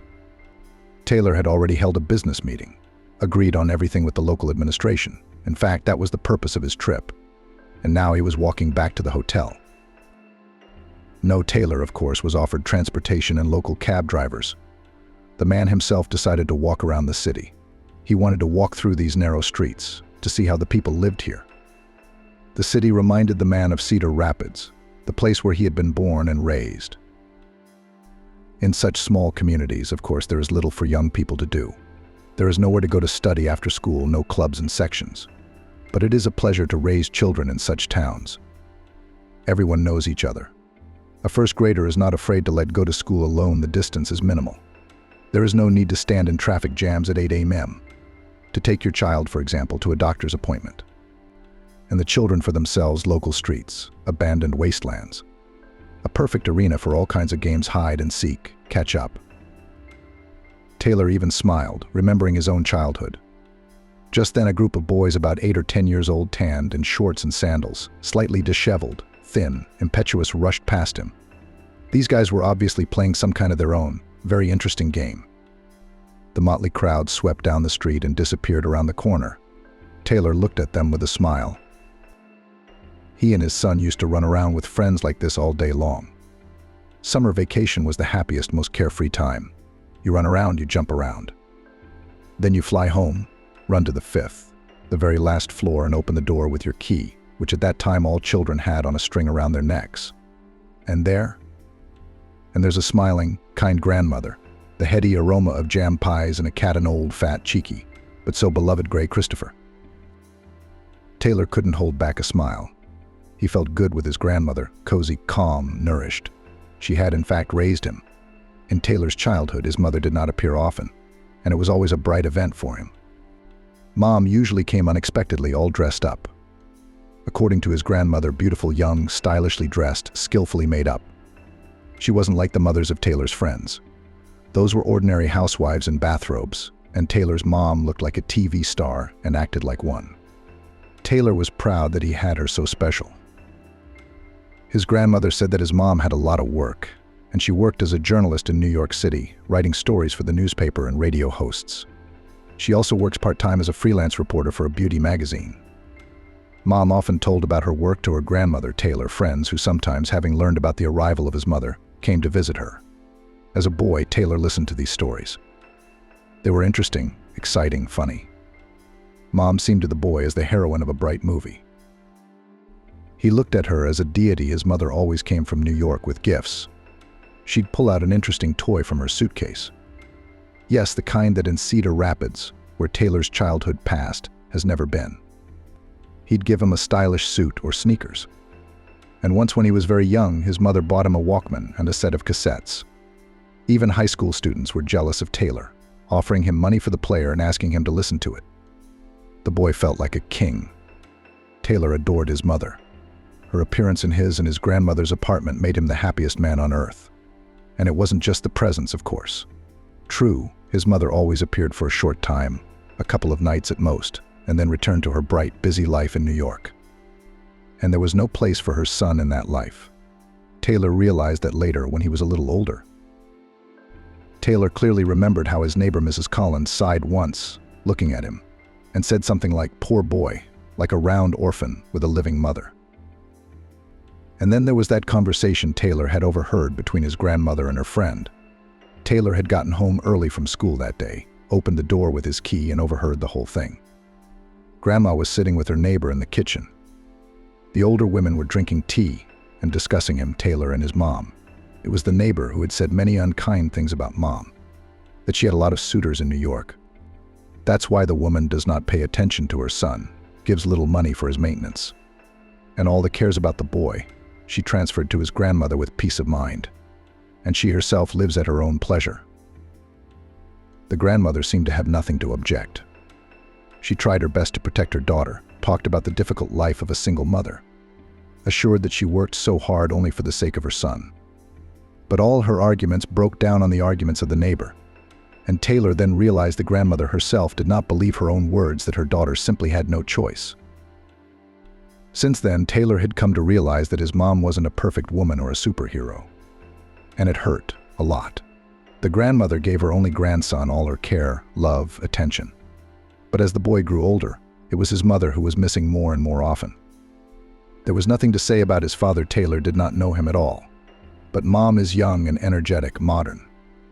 She was never there for him in times of need. Never. Taylor caught pneumonia and almost died in the hospital. Never. It was time for the kid to decide on a career. Grandma was always there for him, just Grandma. So soft, cozy, kind. But the mother appeared only sporadically and did not particularly seek to get into the problems and affairs of a growing son. Since the age of 12, Taylor clearly saw her indifference to himself. His mother came to him and his grandmother as if only to serve a heavy duty, to put a check mark in the list of urgent tasks opposite the item communication with his son. Gradually, Taylor began to feel something of a dislike for his parent. When she visited, Taylor would try to go to a friend's house or lock himself in his room. But he couldn't stand his mother's visits anymore. He couldn't stand it. It was hard on him. Taylor, walking past the ice cream parlor, suddenly remembered how his grandmother used to take him to the same cafe every morning on his birthday and let him order whatever he wanted: soda, ice cream, chocolate. And then for lunch, Grandma would bake a delicious cake, pull out cans of compote from the pantry, and call the neighborhood boys to the table. Mother was never present at these celebrations. She usually arrived a couple of weeks later. With gifts, of course, she congratulated her son and hurried back to her beautiful life, as it seemed to Taylor at the time. Only once did he and his grandmother visit his mother in New York City by themselves. The huge city at first a little frightened Taylor, but soon the boy fell in love with it. There was so much here: a zoo, a huge amusement park, not like in their Chicago, wide streets, fountains. The cars were huge, bright, beautiful. Mom lived in a small rented apartment. One room, but spacious, bright, clean. Taylor loved the view from the balcony: high-rise buildings, roads, motley crowds of people streaming through the streets. You could look at it forever. Taylor often asked his grandmother later, when are they going to visit Mom again? He was so excited to see New York City again. Secretly, the boy dreamed that his mother would someday take him to live with her. But for some reason, his grandmother avoided answering. And one day she irritably shouted at her grandson, "When shall we go? When will we go?" "Never. Your mother doesn't have time. She has a private life there. Why should we meddle in it?" That's how Taylor knew her grandmother wasn't happy with her daughter's behavior either. Yes, she defends her to the neighbors, but Grandma still seems to be hurt and resentful. By the time it was time for Taylor to go to university, he almost hated his mother for her indifference, for her inattention, for always putting her work and her fans ahead of her son and mother. He chose the local university, easily entered the prestigious law department. Neighbors were surprised, thought that Taylor should go to New York, closer to his mother, to enter the Metropolitan University. But at that age, Taylor wanted nothing to do with the woman who gave birth to him. He didn't like her. And the guy was very worried about his grandmother. She was already very old, her heart often seized. Taylor stayed with her to keep an eye on his family. And in his 3rd year, he had his first love. And it was the kind of love that blew his mind. Before Taylor first saw Melanie, he had no idea that he was capable of such feelings. At that time, the guy met with a former classmate, Sharon, went with her to the movies, to dance at the local waterfront, walked by the hand. Everything was orderly, peaceful, exemplary. Sharon was a nice, pretty girl. Sensitive, not stupid. She made Taylor feel at ease, but nothing more. Melanie was a real passion. And then they found out they had a lot in common. A slender girl with long hair the color of melted chocolate and bright black eyes Taylor noticed at once. She was sitting on a bench in the courtyard of the university. This brightly colored beauty immediately caught the guy's eye. He sat at a distance, pretending that he was deep into his notes, but he secretly watched the beautiful stranger. Once the girl intercepted his gaze, Taylor was embarrassed. But the stranger apparently recognized the feelings of the guy and smiled at him, and that was it Taylor realized that he was missing. The girl gracefully slipped off the bench and approached him. She smiled again. Anyway, Taylor never made it back to his classes that day. He and Melanie, that was the name of the beautiful stranger, went wandering around the city. Taylor felt happy and free then. He put his arms around Melanie's waist, kissing her in front of everyone. The girl liked it all, which made the guy's head spin. He never once thought about Sharon during that walk. Then, of course, he had to explain himself to his friend. Sharon cried, begged him to stay. It seemed that she really loved Taylor, but he was already irresistibly attracted to Melanie. Bold, beautiful, a little willful. Melanie came from a so-called dysfunctional family. She and her mother and younger brothers lived on the outskirts of the city, in one of the poorest neighborhoods in Detroit. Melanie's mother drank, changed suitors like gloves. And that's what she saw from a very young age. You know, she didn't care about me or my brothers. And it's always been like that, Melanie shared. She could disappear for 3 or 4 days. She always loved adventure, and we, the abandoned, survived as best we could. I tried. I tried very hard to create some semblance of well-being so that my brothers and I wouldn't be taken to the orphanage. I was afraid of that. Maybe for nothing. Maybe we'd be better off at the orphanage. Taylor nodded gravely. He understood Melanie as well as anyone. He'd been an orphan himself, with a living mother. His mom didn't need the kid either. He was just in her way. Of course, Taylor's situation was much better than Melanie's. He lived in a clean, cozy apartment, and his grandmother looked after him. But as far as his father's absence and his mother's total indifference were concerned, it was almost a perfect match. I felt like my brothers and I were just in her way. Melanie shared details of her childhood. Taylor felt the same way. He was in his mother's way, an unfortunate misunderstanding in her life. Was it hard living with your mother? He asked Melanie.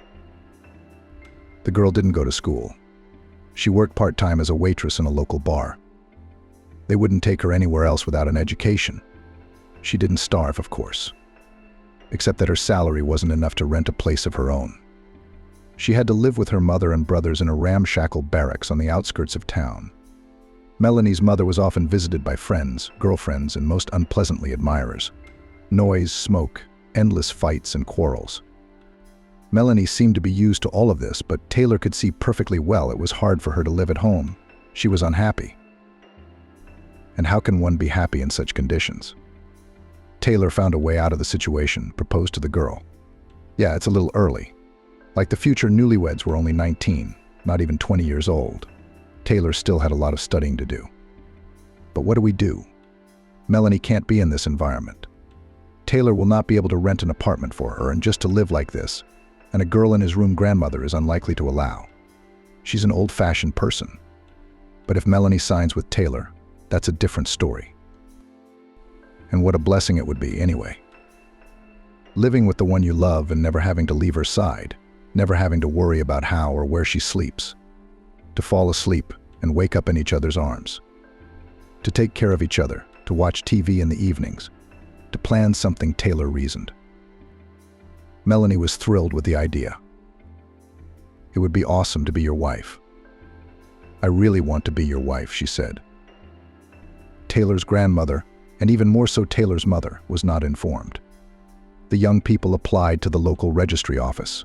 A month later, they were married. The newlyweds appeared at the solemn event in jeans and t-shirts. True, Taylor still bought the bride a beautiful bouquet. The woman from the registry office disapprovingly looked at the future spouses, in jeans at the wedding. The dressed-up ladies arched their eyebrows in surprise. In line outside the door stood several traditional couples, bride, groom. They were accompanied by annoyed guests. And Taylor and Melanie showed up alone. Yeah, in jeans, Taylor nodded importantly. Who cares what we're wearing? It's about feelings, relationships. Green, sighed the woman. Well, play family. You'll figure it out soon enough.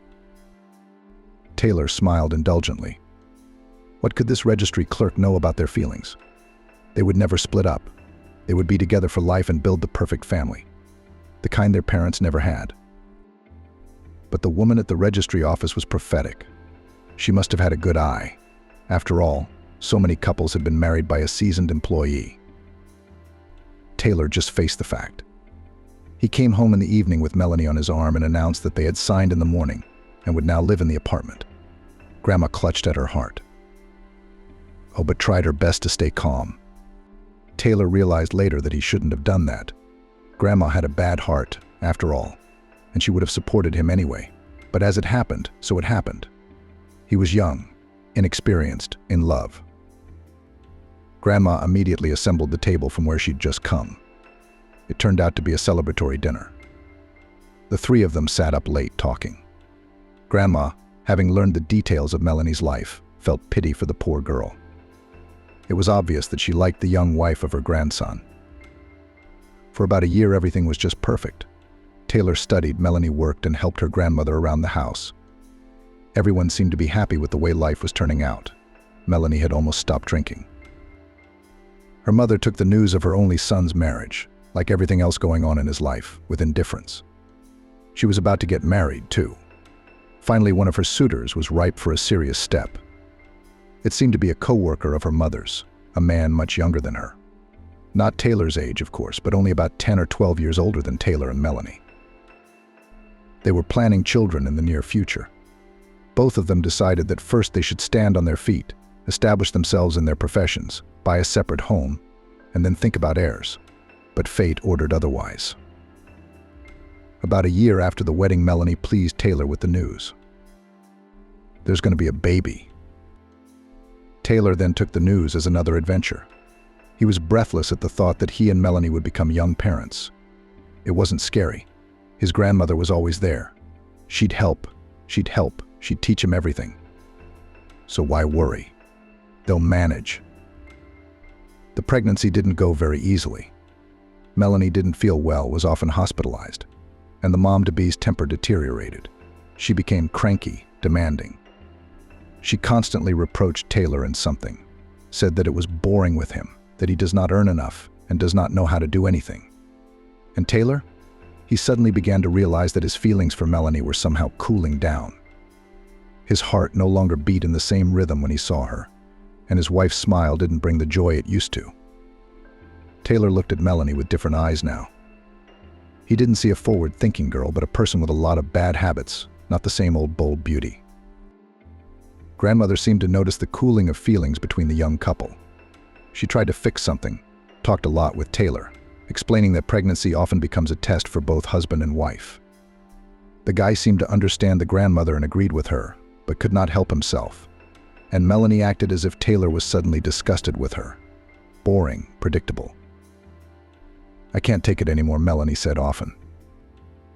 Taylor either didn't say anything or answered rudely and walked away.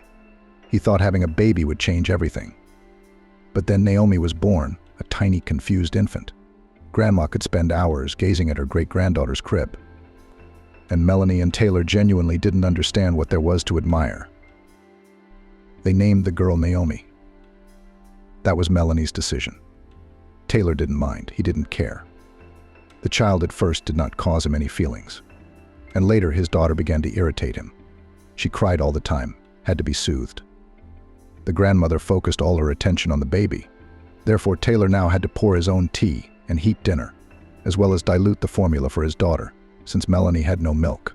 This had to be done at all hours of the day and night. If Naomi started crying during the night, Taylor would get up and dilute the formula, while Grandma tried to soothe this crying creature. Melanie flatly refused to run to the baby on cue, and Taylor was very understanding. Melanie was drawn to her daughter. She probably wasn't ready for motherhood, and having a baby hadn't worked a miracle. Nor did their sense of responsibility to their newborn daughter Naomi. Nor had a caring and loving grandmother stopped it. Taylor was now deeply ashamed of his attitude toward his daughter. She had been unlucky with her parents, both of them. Probably if it wasn't for her grandmother, the child welfare authorities might have taken the girl away from her and Melanie in the first place. Grandmother, she and only she gave Naomi in the first months of her life what every infant needs so much: tender lullabies, tender, warm embraces, unconditional love of a mother. She came one day to meet her granddaughter. She brought, as always, a lot of gifts for Taylor, Melanie, and, of course, Naomi. Taylor watched with jealousy as her mother lovingly rocked the little girl in her arms, looking at her with a tender gaze. It was obvious that the newfound grandmother did not want to put the girl in the crib. And Naomi answered her grandmother in the same way, smiled affectionately, looking faithfully into her eyes. Taylor wondered why the mother, who had not cared about her son all her life, suddenly melted when she took her granddaughter in her arms. Maybe she had grown up, realized her mistakes. But it's too late for that. Taylor was sure he'd never forgive his mother. Mom, of course, went to the capital. Nothing could keep her here.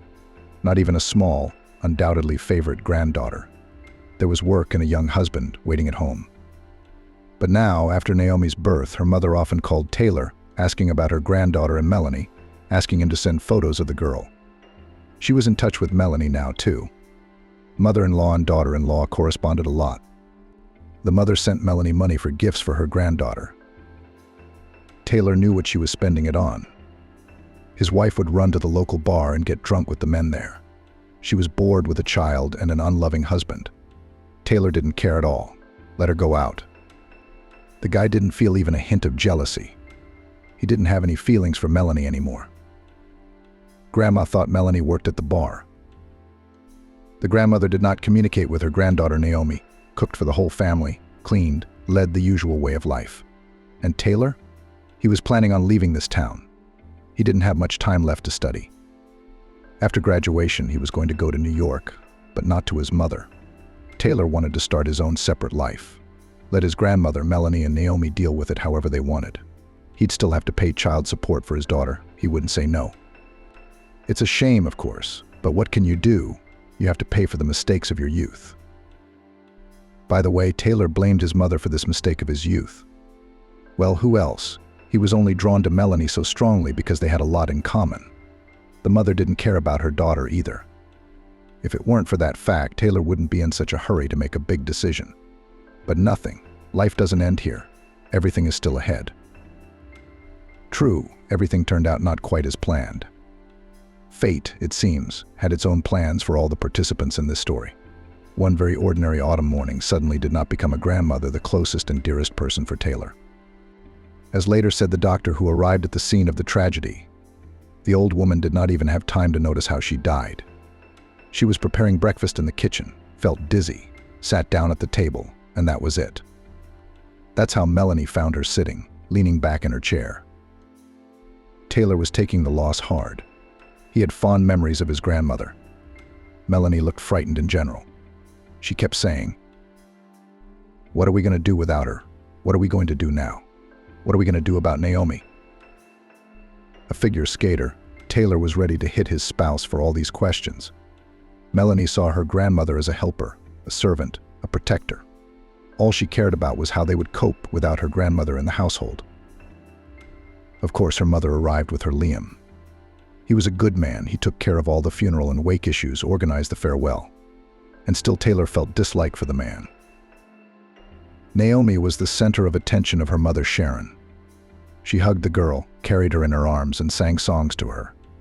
Taylor could see that the mother was having a hard time, a very hard time. She was genuinely trying to connect with him. As his father's only son, Taylor wasn't going to connect with her. Now that his grandmother was dead, there was nothing keeping him here. The boy dreamed of leaving, starting a new life, leaving the past behind and never remembering it again. To become a completely different person, strong, successful, wealthy. Sharon stayed with her young parents and granddaughter and took an extended leave of absence from work after the funeral. Liam flew to New York. The couple called and texted each other constantly. They couldn't seem to live without each other. Taylor realized that her mother was afraid to entrust her granddaughter to a young, grief-stricken parent. She probably saw her son's indifference to Naomi and Melanie's behavior. Unlike the grandmother, the mother saw that the young mother likes to drink and go out. Yes, Melanie did not hide in front of her, openly talking with suitors on the phone, disappeared for 24 hours with new acquaintances. Taylor also tried not to appear at home, spent a lot of time at the university and with friends.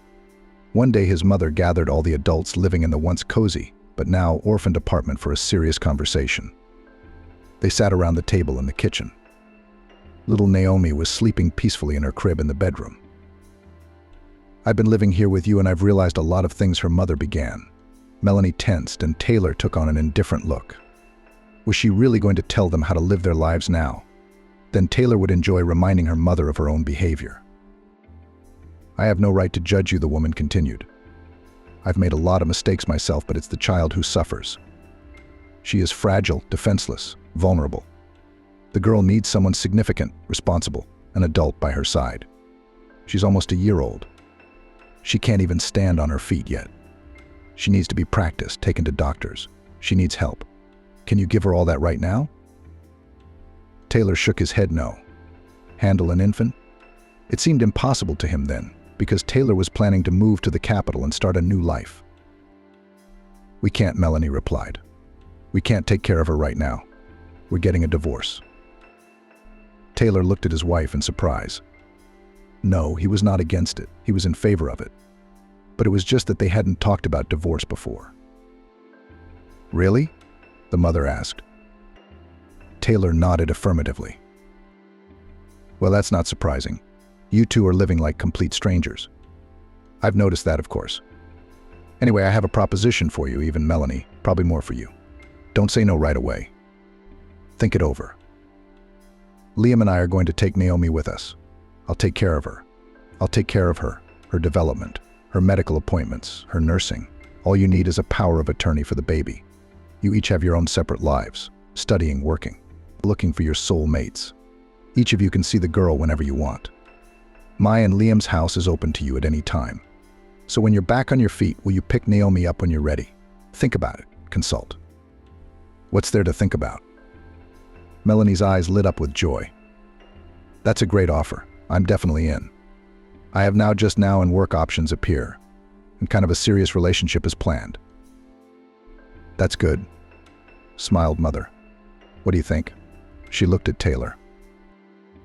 "I think it's a good idea," the young father nodded. Taylor felt uncomfortable. It seemed to him that his mother was trying to compensate for her failure as a mother. She hadn't raised her son. Now she wanted to go down that road with her granddaughter. On the other hand, what does he care what the mother's motives are? She's taking Naomi and saving her and Melanie a lot of trouble. So you should be happy, not brooding.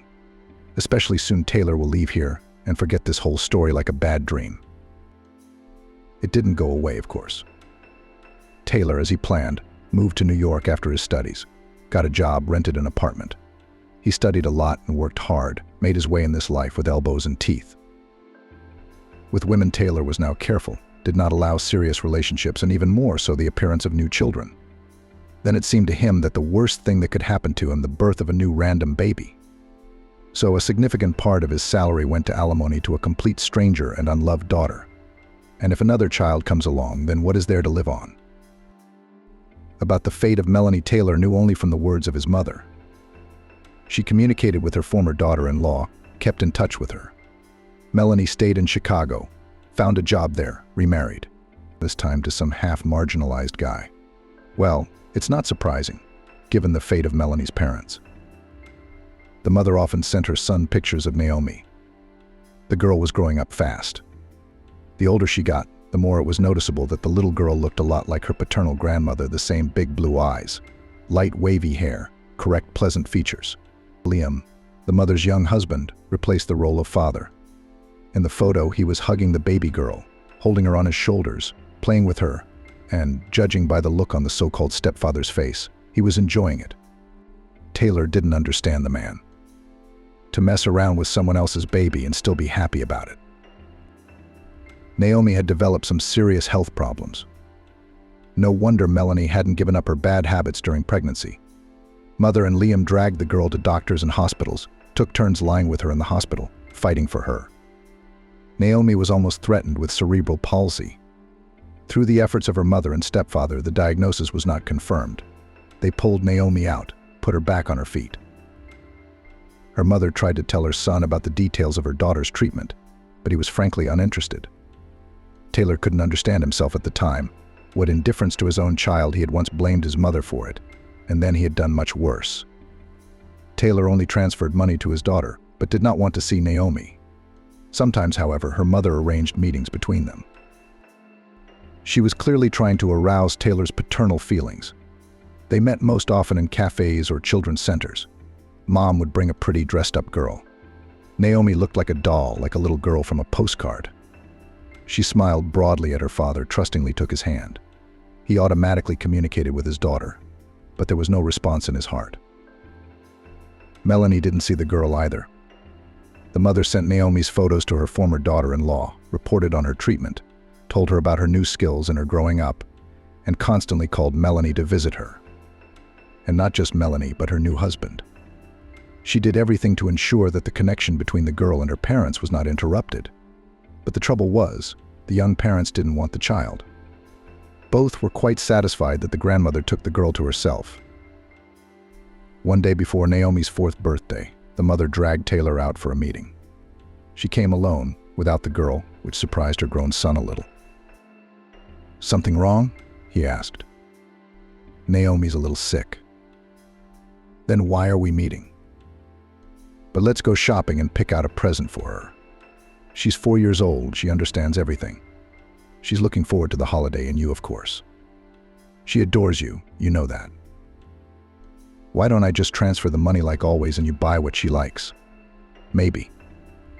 You're a father and you should know what she likes too," smiled her mother. "That's why I brought you here. You have to choose and buy the gift yourself. It's important." Taylor shrugged. It was that mother thing again. She was clearly feeling guilty in front of him for her cold childhood. It was very noticeable, and she tried to get closer somehow. She thought it could still be fixed. But still, Taylor went baby shopping with his mom. What was there to do?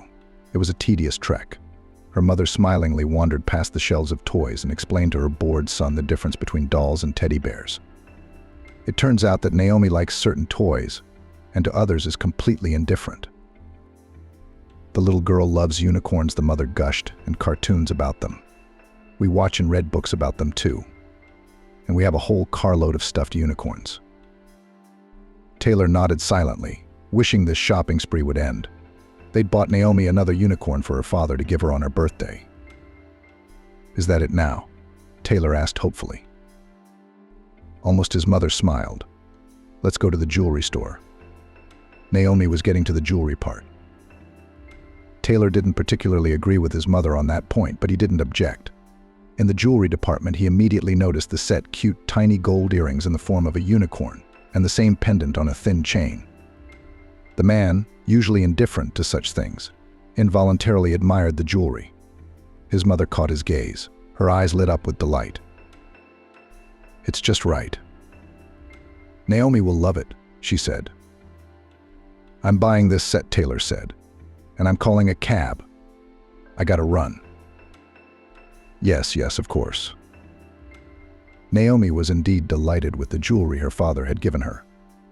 The little girl in the pretty pink dress threw herself around his neck, as always. Taylor had always been surprised by this. He and Naomi saw each other once every 3 or 4 months at best. But she greeted him every time with such joy, as if the closest person to her didn't exist.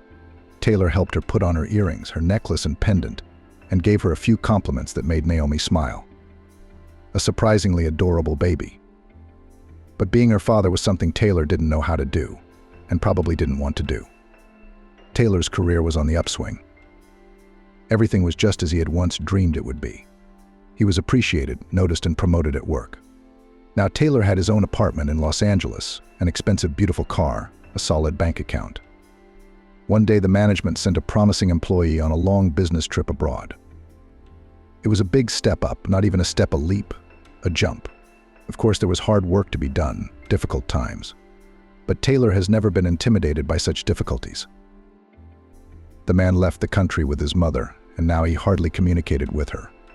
Once in a while, she sent him a photo of her daughter, and then somehow she stopped talking, disappeared somewhere.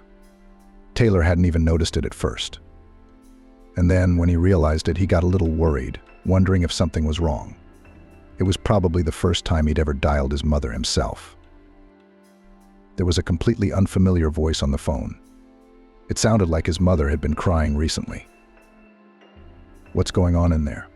Taylor got right to the point. His heart was clutching at him with a bad feeling. "Trouble," the voice replied. "Melanie took Naomi. She had a new life, a new job, a new man. They've gone to some village. This man drinks. So does Melanie." "Well, you scared me," Taylor exhaled. "Nothing happened. It's just a mother taking her daughter away. Be happy and rest. You don't have to deal with a small child anymore." "You don't understand. Naomi is not well there. That man drinks. Melanie too. But why would they have a baby?" "You must have misunderstood something. If they took Naomi, they must be doing well." "No, they're not. They just want child support." "What are you paying for Naomi?" "They took her and her bank card so they wouldn't have to work. And they're on welfare too. Naomi's their livelihood. She's not happy there."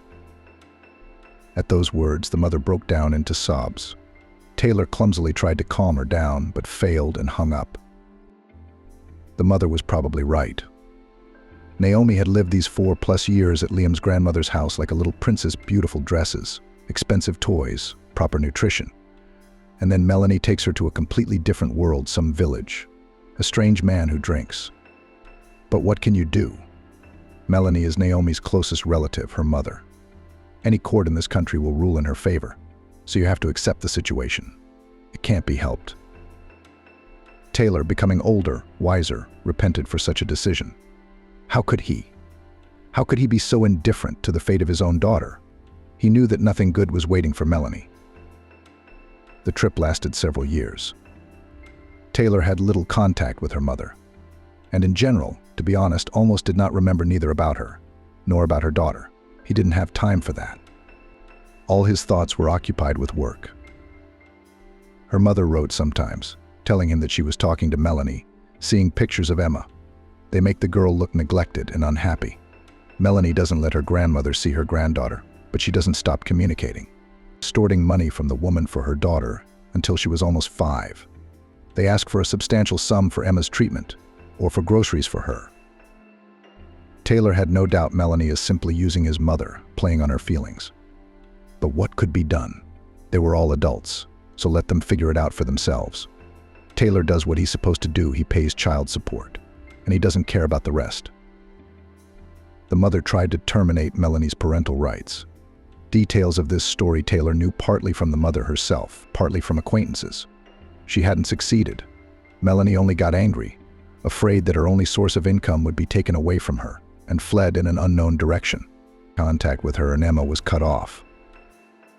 When Taylor returned to America a few years later, his mother begged him to find Emma. She was very worried about the fate of the girl, still attached to the little girl for these 5 years, while she raised her, treated and put her on her feet. Liam and I tried to look for them, but we're officially nothing to them. They won't listen to us, and we haven't found any trace of them, the mother said. You're the father. We have to respond to your signal. Don't worry, they're fine. Don't worry. If anything, they'd let me know, Taylor replied. And anyway, they don't want to talk to us.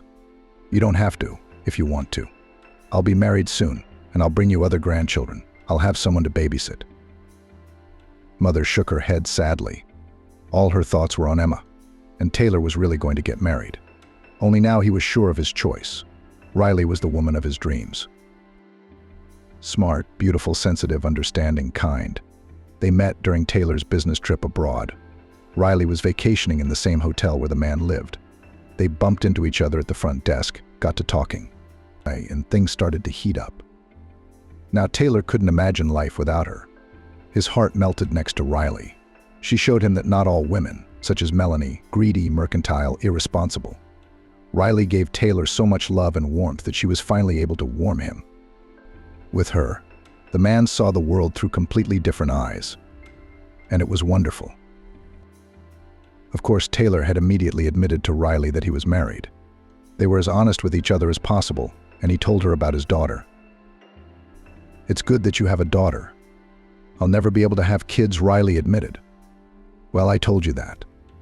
If you don't want to be with me after that, I'll..." "You what?" Taylor exclaimed. "With or without kids, I want to be with you. I want to be with you. You're totally my man. Don't even think about it." So Taylor's words were pure truth. He wanted to be with Riley, to hear her voice, to see her deep eyes. And anyway, back then, he still believed that if you had money, you could cure anything. Riley's infertility would be taken care of. And even if they didn't, he didn't care. Just as long as she was there for him, this wonderful, dear and beloved woman. "Thank you," Riley lowered her eyelashes. "Your daughter? She can come over any time. I'd be happy to have her. I hope we can be friends." See, here's the thing. Taylor had to tell his sweetheart the details of his not-so-pretty story. But he was honest with her, as honest as ever. Time passed. Taylor and Riley lived in a large country house. The man had achieved a lot, became the second person in the company after the owner and director. The family obviously did not need money. The mother was sincerely happy for her son and proud of him. She repeatedly asked Taylor to apologize for the fact that she actually abandoned him as a child, did not engage in the upbringing of the only child. Taylor had long forgiven his mother. He did not hold a grudge against her, but he still did not feel such affection as for his grandmother. The man felt sorry for his mother. She felt guilty before him, before her granddaughter, before the whole world. She was tormented. She was especially worried about Naomi's fate, for there had been no word of her since Melanie, frightened, had taken her daughter and fled in a unknown direction. The older Taylor got, the more he thought about his daughter, how she was doing, where she was, and whether she had food, clothes, a clean bed. Thinking of his daughter now, the man sighed heavily. "These vistas, so similar to my native Oregon, have awakened in me a host of memories, both pleasant and painful. Naomi must be 23 years old by now. A very mature young woman. Did she go to school? Does she have a job? Why didn't Melanie ever try to contact me, even to ask me for money for her daughter? She must have known I was rich now." Naomi was alive, at least until she was 18, obviously because Taylor's card was charged monthly for child support. But it's been 5 years since his daughter came of age. Now her father's not involved in her life at all. He could have been, and he would have wanted to be. He has the means now, but the children no longer exist and will no longer exist. Once the supposed appearance of a child was a nightmare for Taylor, now a pipe dream and unattainable. What a wonderful mother Riley would have been, he said sadly. But she wasn't. Taylor had everything now: money, career, respect. He wished he could share it with his daughter. But where would he find her now? And would she forgive a father like that? He, Taylor, when he was Naomi's age, hated his own mother. And she did less wrong to him than he did to his daughter. At least her mother was in her son's life sometimes, giving him gifts. And Taylor was never there for Naomi. Monthly alimony didn't count. Taylor was eager to see what Naomi had become. He was sure she probably needed help, and her father could provide it. The man thought about hiring a private investigator. Have him find Naomi. The only thing stopping him from taking that step was fear. For one thing, the man was afraid of hearing disappointing news. Something he didn't even want to think about. Taylor chased the bad thoughts away, but there was a heavy feeling in his heart. Though perhaps he was making his own head spin. Secondly, Taylor was afraid of Naomi's reaction. His father hadn't been around all his life. And suddenly there was a benefactor who got such a role in his old age. I bet his daughter despises him, maybe even hates him, looks down on him. I passed a small local church, white walls, gilded domes, a beautiful and obviously old building. The man stopped, admiring the structure, and then his gaze fell on a tiny figure on the steps leading to the doors of the temple. It was a girl about 5 years old, modeled, obviously from a dysfunctional family. Big blue eyes looked incredulously from under her headscarf to her eyebrows. In her hands, the little girl held a mug, at the bottom of which a few coins jingled. So much poverty around these days, Taylor thought. It's terrible that such small children have to beg. Where are the adults who are supposed to look after them? And where are the child welfare authorities? The little girl would clearly be better off in an orphanage than on the streets. The man's heart squeezed with acute pity for this crumb. He slowly, so as not to frighten, approached the little girl, threw a few $1,000 bills into her mug. "Is that all for me?" The little girl was amazed. Taylor smiled. The girl, despite her lack of grooming, was a real beauty, healthy, blue-eyed, sweet, with ruddy cheeks. "Thank you, kind man," she said in an old man's way. "What's your name?" Taylor couldn't help himself. "Audrey, what a beautiful name." "Kira, aren't you hungry by any chance?" Instead of answering, the girl lowered her eyes, and Taylor realized that yes, of course, the girl was very hungry. Immediately, he went to the nearest bus stop. There he spotted a bakery stand. Taylor bought a whole bag and, returning to the church, handed it to the little girl. The little girl greedily devoured the treat. Taylor smiled and wanted to go on his way, but suddenly his attention was caught by a pendant that glittered on Kira's neck. The pendant hung on an ordinary dirty rope, but the jewelry itself was exquisite and obviously expensive. A golden unicorn covered in pink enamel. Taylor's heart clenched and his eyes swam. It was the exact same pendant Sharon had once given her daughter Melanie for her 4th birthday. His mother had forced him to go to the jewelry store then, and there the man's gaze had fallen on this magnificence. Taylor remembered exactly what that pendant had looked like, and it was the same one that was now around Kira's neck. Or exactly the same one, which was also possible. And yet, is there such a thing as coincidence? "Where did you get that thing?" the man asked cautiously. "And this pendant was given to me by my mother," simply answered the girl. "Where? Where is your mom now?" Kira looked at Taylor and shrugged. "I don't know, Grandma doesn't say. I ask all the time, though. My mom's been gone a long time. I don't remember her much anymore." "So you live with your grandmother?" "Yes, with my grandmother. Uncle Leo, too. He's bad, he drinks a lot. Uncle Ashton was better. He used to cut out paper dolls for me. You know how beautiful they were, but I lost them already. It's a shame. Uncle Ashton doesn't come anymore. His grandmother kicked him out." Taylor looked into the girl's face and saw her as his mother and daughter. This little girl, she couldn't be Naomi, of course, but she resembled her like 2 drops of water. The daughter had been just as cute and adorable as she was when she was a baby. "All right, goodbye." Taylor smiled at the child. "I'll see you around. I hope to see you if you pass through here. I work here every day." The word work, which sounded so familiarly businesslike from the child's lips, cut Taylor's hearing. He didn't stray far from the girl. Taylor knew he wouldn't be able to live peacefully unless he knew the fate of this little girl on the pendant. Now the man was sure it was exactly the jewelry that he had once presented to his daughter. And Audrey's resemblance to Naomi was no accident. Really, it couldn't be accidental. Taylor took a comfortable vantage point, settled on a bench behind the small chapel. From here he could see the porch and the little girl sitting alone on the steps. People, many people, were passing by the girl. Some ignored the little beggar, others threw a handful of coins into her mug. Some even rubbed Audrey's head or exchanged a few words with her. It was clear that the girl was known here, used to her. Poor child. What does she have to endure? At this age, kids go to daycare, play with their friends, have fun. And this baby stands here all day in the heat and collects pennies, by the way. Served Audrey not bad. You bet, such an angel. Someone profited a lot from the charming appearance of the little girl. Several hours passed. The sun slowly began to roll toward the horizon. When Kevin approached, he was a scowling, short, unkempt man. Not homeless, of course, but clearly a dysfunctional man. Grim types of marginal appearance was the phrase that came to Taylor's mind at the sight of the man.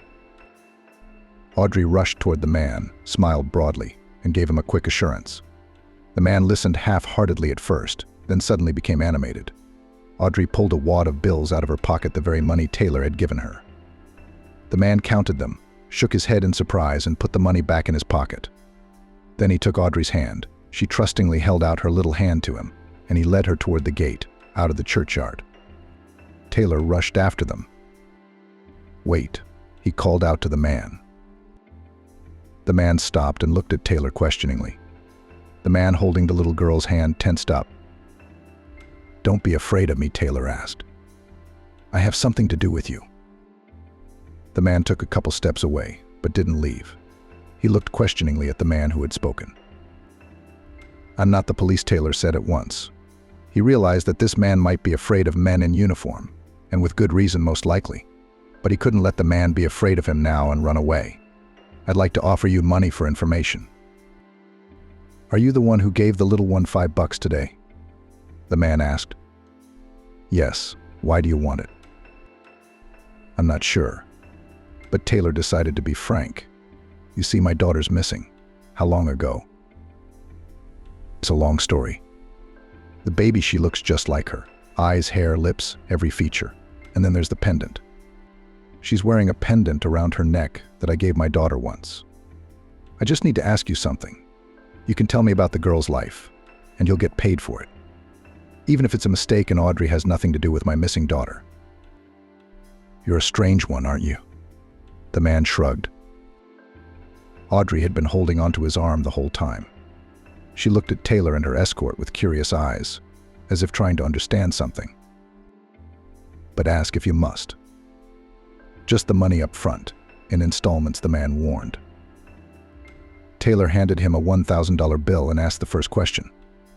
"Say, what's this girl's mom's name?" "I don't know. She lives with her grandmother." "What's the grandmother's name?" "Melanie?" "Melanie. That was my ex-wife's name." Another coincidence, Taylor thought. He handed the man another bill, which he immediately slipped into the back pocket of his jeans. "Well, what's the address? Can you tell me their address? I'd like to see her grandmother, talk to her. I'm pretty sure Audrey is my missing daughter's child. There's no such thing as coincidence, no such thing as chance." "What's an address to say?" The frowning man shrugged his shoulders. "I'm taking the little one home right now. I can show you. But I don't think I'll be able to talk to Melanie. It's late at night. She's probably out of her mind. It's her son Kevin's birthday today, too. He's been running around with a bottle since this morning. I'm sure Melanie had company over at Melanie's. Maybe she still is." The man grinned unpleasantly, as if he'd said something witty. Taylor nodded. The three of them walked a couple blocks and ended up in a cramped old courtyard. There was trash everywhere, swings falling apart, weeds poking up through the asphalt. The houses here were old, wooden, two-story houses. There was a smell of rot in the air. So this was where Audrey's childhood had taken place. The man stepped confidently into one of the entrances, slamming the door loudly. Taylor hurried after him. Audrey finally wrenched her arm from her escort's grasp and rushed up the stairs. On the second floor landing, she pushed the door open. It opened at once. The little girl slipped inside. The man followed her. Without waiting for an invitation, Taylor came in. The apartment was dirty, dusty, dark, old furniture shabby. Wallpaper, plaster falling off. From all corners there was a stench of mustiness and the smell of booze and smoke. "Granny, we're here." Audrey's sonorous voice filled the apartment. "Not your grandmother," came the man's mocking voice. He was already in the far room. Taylor went to that sound. In the center of the hall, the body of a thin, swollen woman with a yellowed face lay directly on the floor. She was singing loudly, spreading the smell of booze. There were empty bottles and ashtrays under the table, and cigarette butts on the windowsill. The man unceremoniously shook the woman by the shoulders. She mumbled something unintelligible. Audrey ran into the room. Seeing her grandmother in such a state, she was neither surprised nor upset. Most likely the little girl contemplated such scenes every day. And it was horrible. "Wake up," I said, shouted in her ear the man. "You have guests." Finally, the woman opened her eyes and looked around the room. When she saw Audrey, the woman smiled stupidly. Suddenly, Taylor came into her field of vision. She was staring at his face, clearly trying to remember something. Taylor recognized her. It was Melanie. There was no doubt about it. Slumped, aged, but Melanie.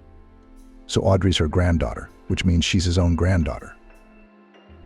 The ex-husband is here, Melanie said, smiling unpleasantly. It's been so long since you've been gone, and now here you are. But you're on your own. I don't have time for this.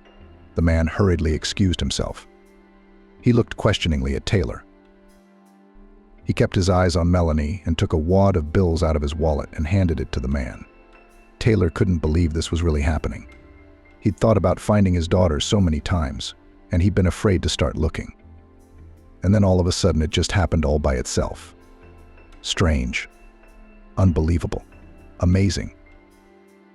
Hello, Taylor finally got it out of him. Well, hello, why are you here? How did you find us? You're not going to believe this. I bumped into Audrey by accident. I recognized the necklace. I looked closely, and she looked just like Naomi. I was going to look for her. I was going to hire detectives for my daughter. Why did you disappear? Why didn't you come looking for me? Because of your crazy mom, Melanie looked at Taylor angrily. She wanted to take Naomi away from me. She was going to take away my rights to the baby. So we ran away for good. I'd be better off with Naomi. And me. You didn't think of me. A furious Melanie screamed. What would I do without my only child? And what would I do without child support? I couldn't get a job anywhere. Taylor thought that it seemed that child support was the only reason Melanie was holding on to Naomi so tightly. The ex-wife hadn't even noticed when she'd revealed her true motives for the child support payments. Melanie was living on her own and supporting her roommate. Where's Naomi? Taylor asked. He realized that her daughter was obviously not well.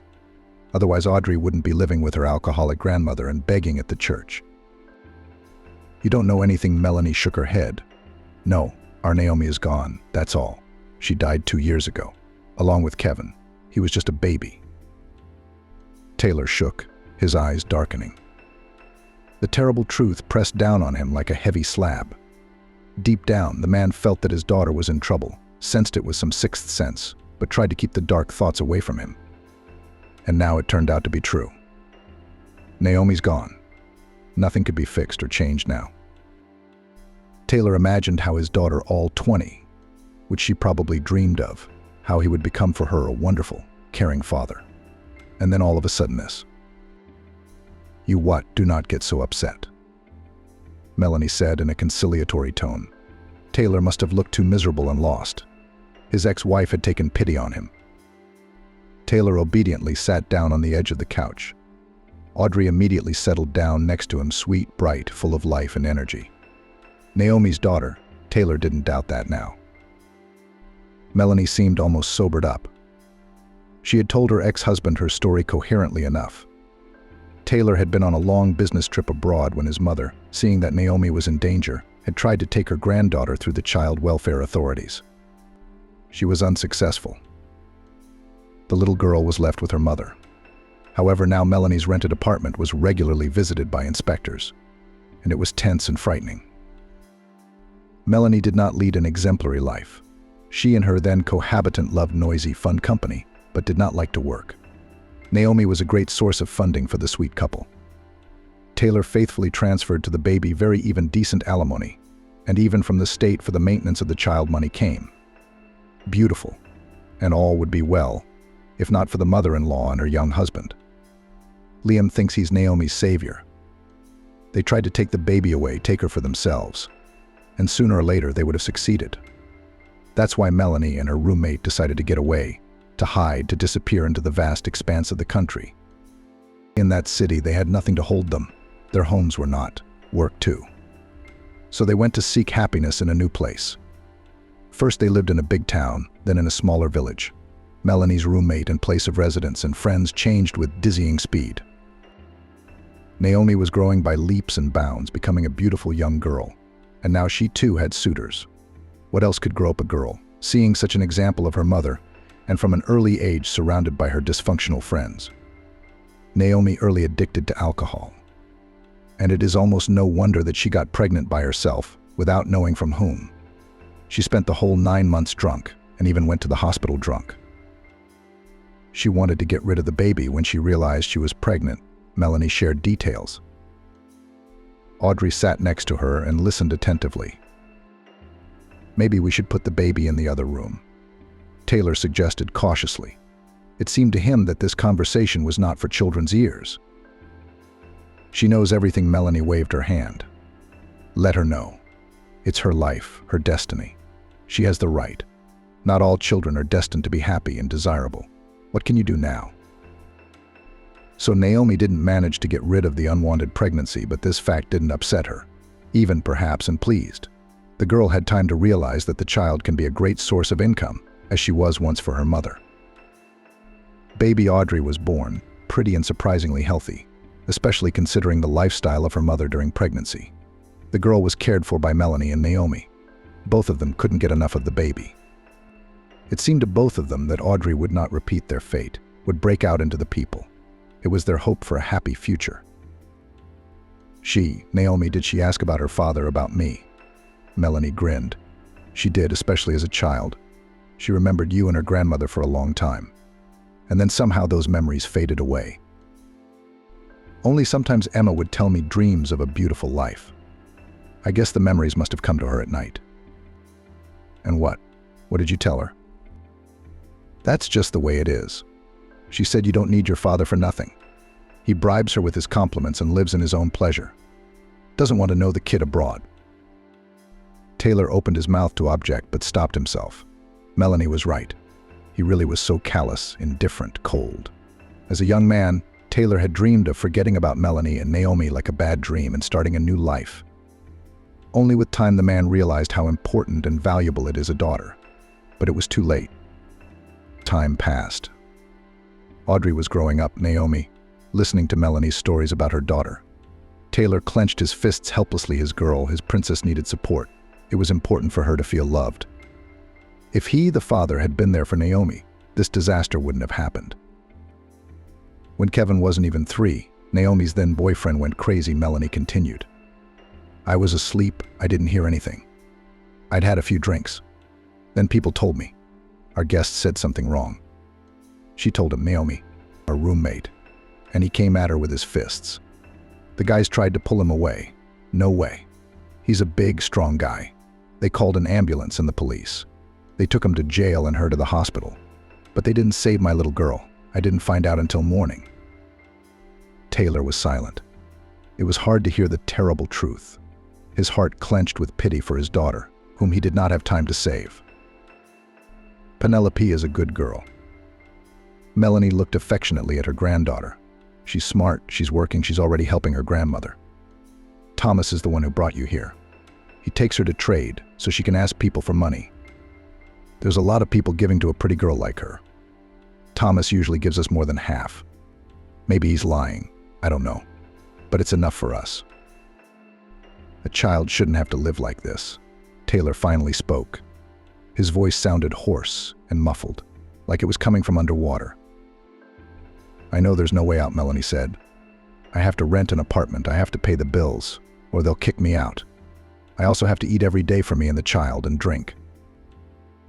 And drink, Taylor agreed, but he shuddered as he sobered up. Melanie, do you love Audrey? What kind of question is that? She's the only person in the world I'm related to. Then you want what's best for her, don't you? I have a proposition for you. A couple minutes later, Taylor had to leave the filthy, squalid apartment in a hurry. He was followed by curses. When Melanie heard Taylor's proposal, she lost her temper. She began to call her ex-husband the last words, not at all embarrassed of the child. Then she went from words to deeds and began to throw at her husband everything that came under her hand.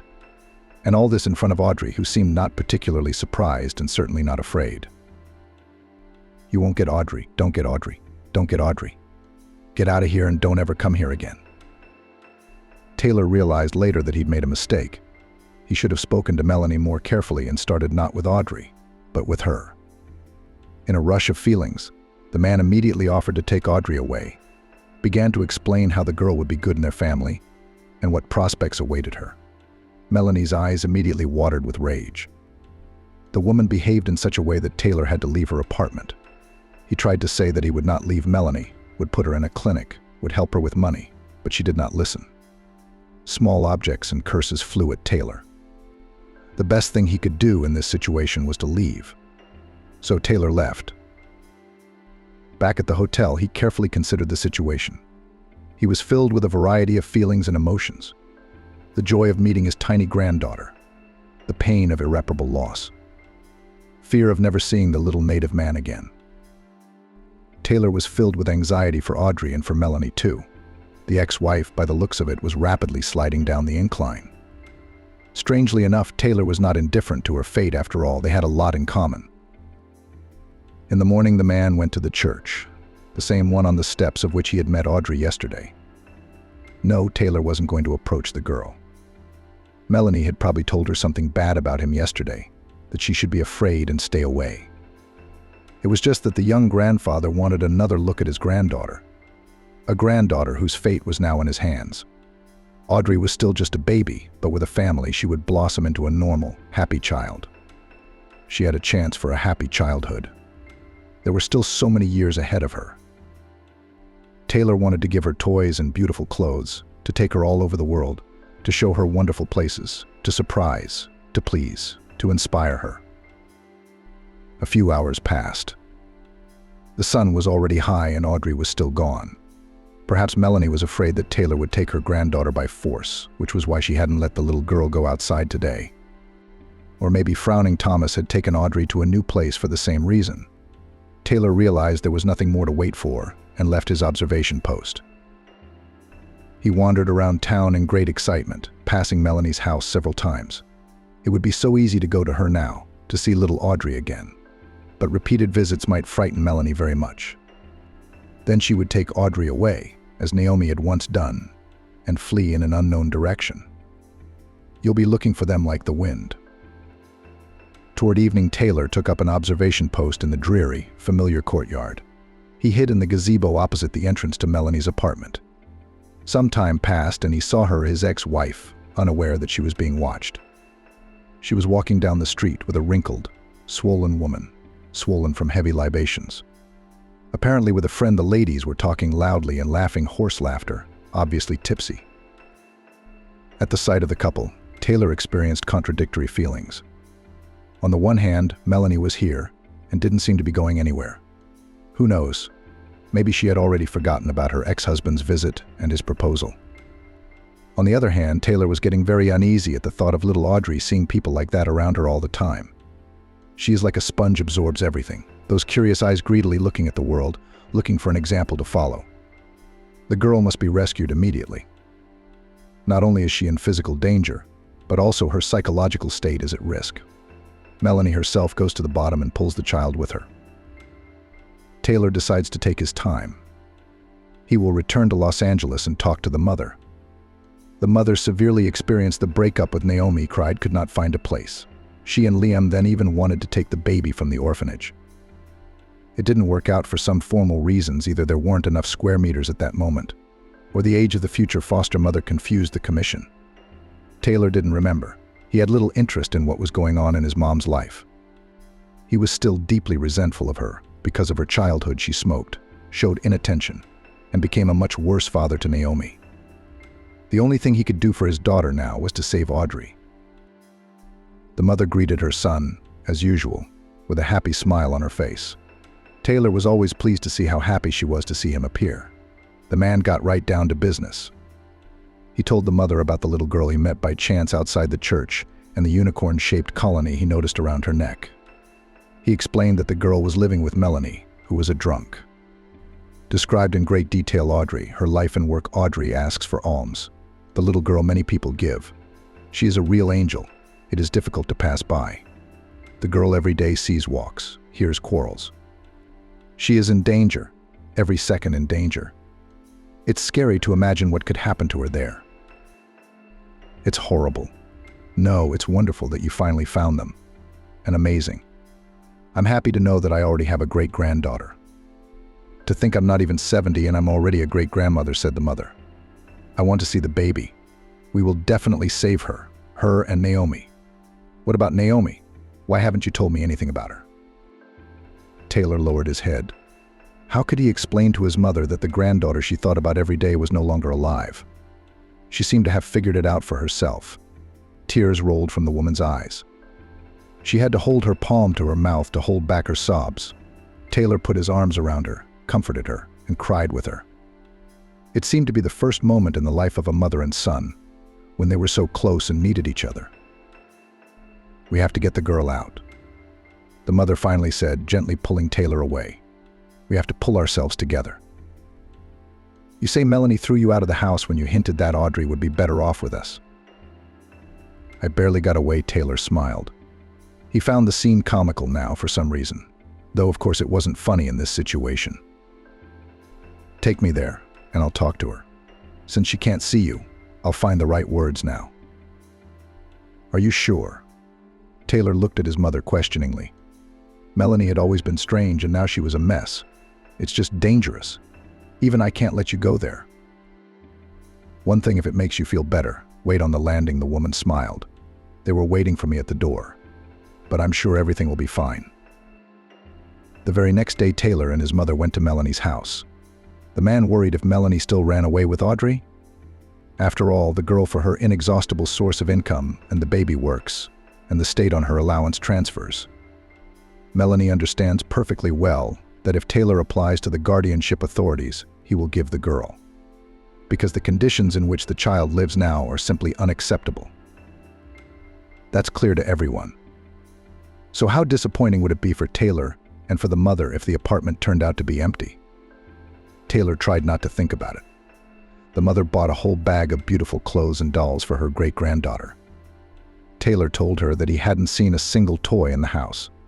The great-grandmother was confused. The man imagined what joy would bring the girl all these things, if only it was not too late. Taylor found the right street without difficulty. With excitement in his heart, he entered the entryway. His mother, on the other hand, seemed quite calm. She was even smiling. Liam wanted to go with them, offered his help, but his mother said it wasn't required. It was a shame. Right now, Taylor would be more comfortable if he were with him, the calm, judicious stepfather who had once replaced Naomi's father. Even if only for a short time, but the girl was truly happy with him. "This is the apartment," Taylor said, pointing to the right door. He pushed it open, but this time it was locked. Melanie must be afraid of her ex-husband now, because the door hadn't locked before. Or had she taken Audrey and gone somewhere else? He'd go around the corner, asked her mother, and pressed the bell button. The bell didn't work. It must have been broken a long time ago. Then the woman knocked loudly. Taylor obediently stepped around the corner. He couldn't let Melanie see him. Footsteps sounded in the back of the apartment. The door swung open. "What do you want?" Melanie's voice was rough, husky. Taylor exhaled with relief. "She's here. She didn't run away."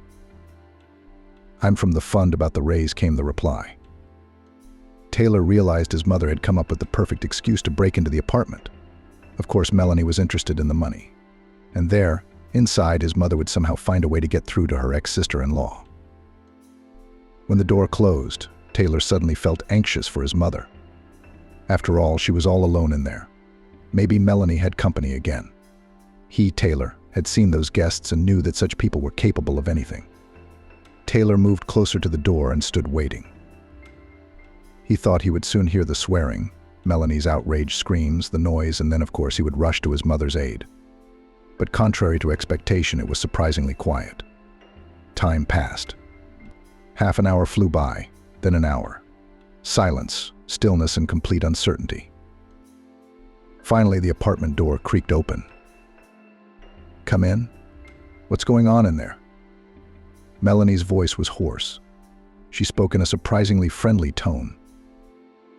Taylor entered the apartment, uncomprehending. It was just as dirty, just as uncomfortable as the last time he'd been here. There was a strong odor of booze in the rooms. "Where's Audrey?" Taylor asked, looking around. "Working." "Out," Melanie answered. "She's out in the yard with the neighborhood kids. She doesn't go to work anymore." "Why not?" But I realized something after we met Melanie's side. Taylor nodded silently. "And the precinct officer warned me several times that Kevin could be taken away from me if this keeps up," she added, sighing sorrowfully. "She's my only family. I don't have anyone else." There's Taylor's mother. Melanie gently stroked her shoulder. "We're not going to leave you now." We'll help you. We'll cure you. You'll live with us. And with the girl, of course. We talked to your mother," Melanie continued. "And she told me the right things, and even apologized for what she wanted to take away from me. And she went to custody. She was right about that, too. If I hadn't been so selfish and given her my daughter, she'd still be alive." Melanie stopped talking and pressed her lips together. Apparently, she was barely holding back tears. Taylor's heart at that moment clenched with acute pity for his daughter, whom he had not had time to save, and for his former wife. Melanie clearly blamed herself for what had happened to Naomi, and to be honest, rightly so. Taylor couldn't let go of the responsibility. He too felt very guilty in front of his daughter. "There's no going back," the older woman sighed. "I probably did the wrong thing back then too. You should have been gentler, more cautious, found a way out that would suit you as Naomi's mother," the older woman sighed. "I wanted to take the baby away from you without noticing. I didn't think much about your feelings." "We're all good," Taylor summarized. "But unfortunately, nothing can be undone. There's no bringing Naomi back. But we can make Audrey's life happy. We can do that. We just have to find the right solution this time." "And we already have." Melanie smiled. Her eyes remained inexpressibly sad. "All right," Taylor's mother said in a businesslike tone. "We're all going to Los Angeles tonight. You and Riley are going to get custody of the girl and take her into your family. I know your wife will support that decision." Taylor smiled. Not only will Riley support the decision, but she'll also be happier than she's ever been in her life. His wife, ironically, can't have children. She's dreaming of having a child. And then suddenly in their family will appear Audrey, a cute, smart, and very sociable girl. She and Riley will make each other happy. That's for sure. "Melanie, are you in?" Taylor asked. "I do. It's what's best for Audrey. What can I give her?" "Audrey needs you very much," Taylor's mother put her arm around Melanie's shoulders. "You've raised her since she was a baby. She loves you. So you're going to have to do the same for your granddaughter." "I'm ready." Melanie nodded. "That's great." Taylor was filled in on the remaining details of the plan. It turned out that his mother was going to take Melanie in at first. She'd already called Liam. He didn't mind, even volunteered to prepare a room for the guest. But Melanie wouldn't be a guest for long. She'd be traveling for treatment soon. Liam knew the head doctor of a good clinic, so a place at the center was a done deal for Melanie. "Are you okay with the treatment?" Taylor asked. He was surprised that everything was going so smoothly. The man was ready for a fight, for arguments, for mutual insults. "I agree," Melanie nodded. "I don't like this life myself." Then the door opened with a bang, and a cheerful Audrey flew into the apartment, flushed from running fast.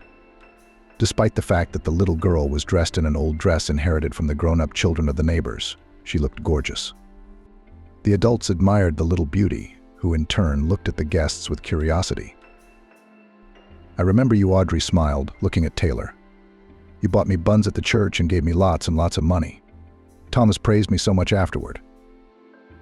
Then the little girl came to her great-grandmother and looked carefully into her smiling and a little confused face. "I have never seen you before, but you remind me of someone very much, someone good and kind," Audrey said. It was already happy. Great-grandmother could not hold back her tears. "She looks so much like Melanie," wondered the old lady. "Amazing." 6 months passed. Audrey lived with the Taylor family. Riley was very fond of the girl, and she reciprocated her affection. The man, looking at his wife and granddaughter, quietly rejoiced that this happiness had come to his house. Riley and Audrey walked a lot, played, talked. The woman dressed up the girl like a doll. She taught her important things: to speak beautifully, to dress properly, to eat decently. The little girl grew up in a far from dysfunctional environment. This, of course, left an imprint on her behavior. The girl sometimes expressed herself as a seasoned alcoholic, stashed food for a rainy day, and even sometimes snatched change from the pockets of adults. With this, we had to work hard, and the adults worked. They even consulted a psychologist to make sure they were doing everything right. Slowly, Audrey's behavior improved. After all, by nature she was a very sensitive and kind girl. The little girl learned to grasp everything on the fly, From a wild child, she gradually turned into a little princess. Taylor could not be pleased with his granddaughter. The man realized that these wonderful metamorphoses with the child are mainly due to Riley, and was grateful to his wife for her work and warmth of soul invested in the girl. He himself often spoiled his granddaughter. He wanted to give her gifts. The joyful gleam in Audrey's eyes at the sight of another surprise gave Taylor an incomparable pleasure. Melanie was being treated at Taylor's medical center. He'd already bought her a small apartment near her mother. When Melanie got out, she'd have a place to live. Her mother would look after her, support her. She was genuinely worried about her son's ex-wife and thought that she had behaved wrongly then, many years ago. And who knows what should have been done. According to Melanie's own assurances, she had a new life. The woman now dreamed, planned, saw her own future in bright colors. She even wanted to go to work after treatment. "Of course, I've had a lot of summer," Melanie said, "but I still have a chance to get my life together." Taylor was in agreement with his ex-wife and even found for her a suitable place and the position of a checkroom attendant in the concert hall. The work is not difficult, even interesting. Melanie will succeed, was confident Taylor. Melanie had given custody of Audrey to Taylor and Riley. "Can you do better?" "I didn't do any better. I made Audrey's life a nightmare. I realize that now. You're going to make her happy and successful. I'll just be a grandmother," Melanie said. Taylor felt happy now. Everything was going exactly as it should. The longing for his daughter Naomi was, of course, forever in his heart. But he'd done everything he could for her, helping her mother, raising her daughter, his granddaughter Audrey. Everything would be all right now. Madison was waiting for her husband to come home from work, cooking dinner. But when she opened the door, she was heartbroken to see ... May 4. Madison was in the kitchen cooking dinner. She was enjoying what she called family time. "Madison, when are we having dinner?" Looking into the kitchen, asked Richard, the girl's fiancé. "A couple more minutes and everything will be ready." Madison smiled. "I can't wait," the young man muttered. He sat down at the table and watched the bride's manipulations. "If someone had helped me a little, we would have had dinner a long time ago," Madison jokingly told him. "What are you implying?" Richard was indignant. "Nothing," she stroked the young man's hair. "I was just saying that if you had helped me in the beginning, everything would have been ready long ago." "I'm not just sitting at home, by the way," Richard pouted. "I'm developing a cool program that will cost a lot of money. That's why I don't have time to do housework. And that's the kind of thing a girl should be doing." "I know," honey. Madison kissed her fiancé on the cheek. At that moment, the doorbell rang. "Who the hell is this?" Richard asked in surprise. "You know I don't have the gift of foresight," she joked. But when she met her fiancé's stern gaze, her playful mood disappeared. "I'll get it," Richard said grudgingly and left the table. It so happened that the young man was by nature an introvert, and uninvited guests were like a bone in his throat. When Richard opened the door, he was startled. Standing before him was his cousin Oswald. "Richard, hello," he said loudly, entering the flat uninvited. "Oswald?" Richard asked, confused. "Brother, why are you looking at me like that? It's like seeing a ghost." Oswald laughed. "Or are you not happy to see me?" "Of course I am, but..." Richard tried to collect his thoughts. "What are you doing here?" "I decided to move to the city," shrugged his shoulders.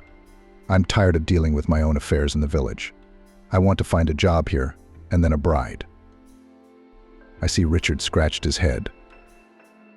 At that moment, the landlady came out into the corridor. When she saw the guest, she smiled broadly. "Oswald, what a surprise." Madison hugged the young man. "What are you doing here?" "I decided to move to the city," answered the guest. "Oswald, you're just in time. We were just about to have dinner." The girl invited everyone to the table. The evening passed in a relaxed atmosphere. Even Richard, who was not particularly happy about his brother's arrival, got involved in the conversation. Grandpa Travis had caught up with his cow. Oswald finished his story. "Yes, as long as I can remember, Grandpa Travis always had adventures," Richard said. On the one hand, I love the country, Madison said dreamily. What's good about it? Richard wondered.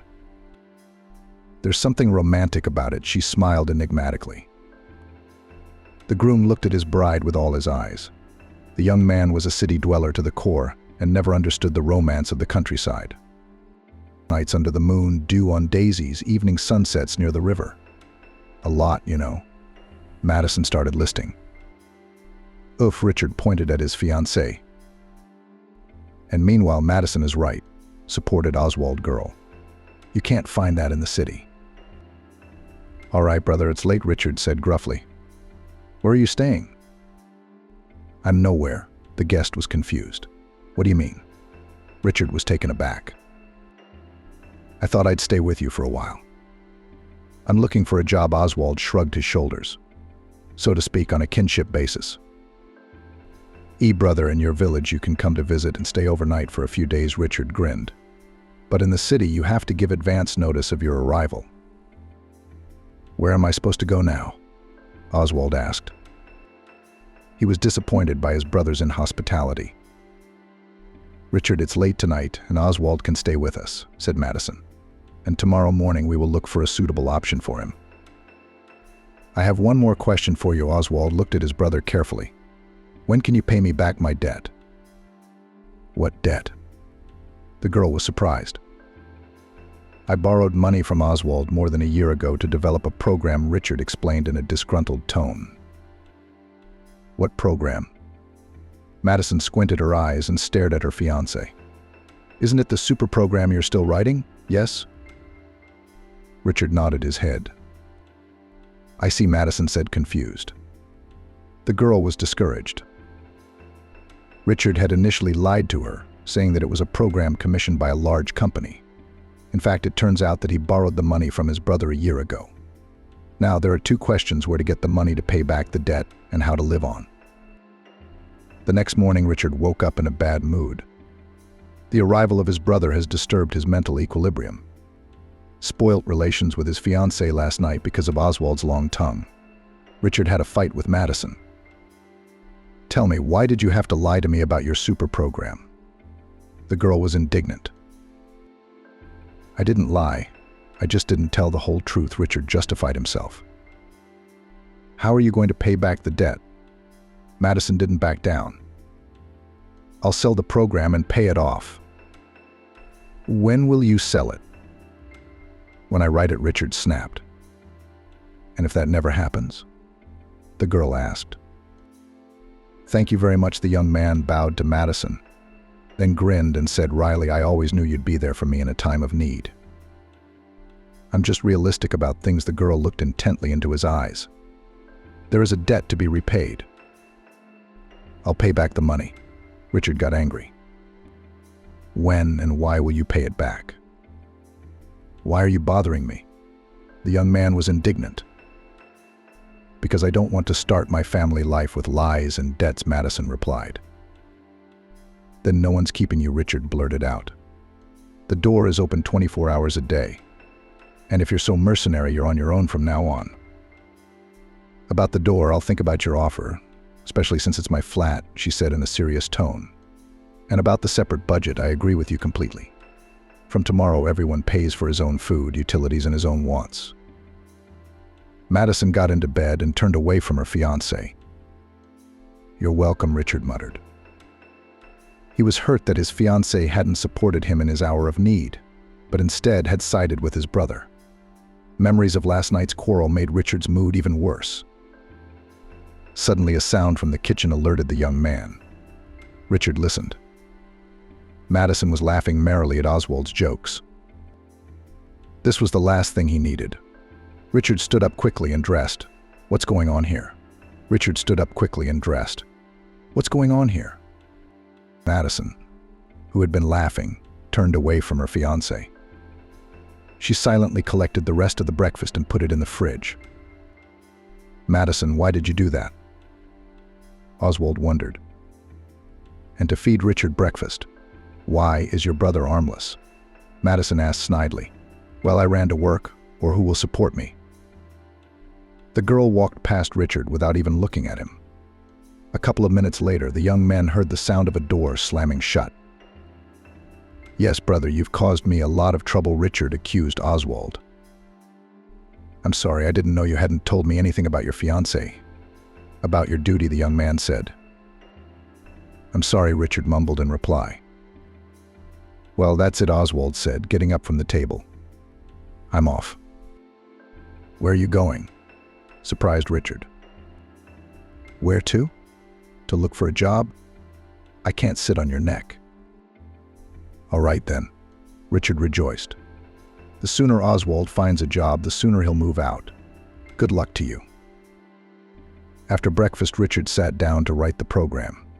He switched on the computer, but he still couldn't write a single line. The young man's thoughts kept returning to Madison. No doubt he loved his fiancée, but he was hurt by her lack of confidence in his abilities. Toward evening, Madison and Oswald returned home. The girl immediately went into the kitchen to prepare dinner without even looking at Richard. "Why are you two together?" Richard asked unhappily. He was tormented by jealousy. "I met Madison at the entrance and helped her lift the heavy bags," Oswald explained. "By the way, brother, could you pick up your fiancée from work? You would go to the shop together and buy groceries, so that the girl would not carry heavy bags," Oswald suggested. "We'll sort it out ourselves," Richard muttered.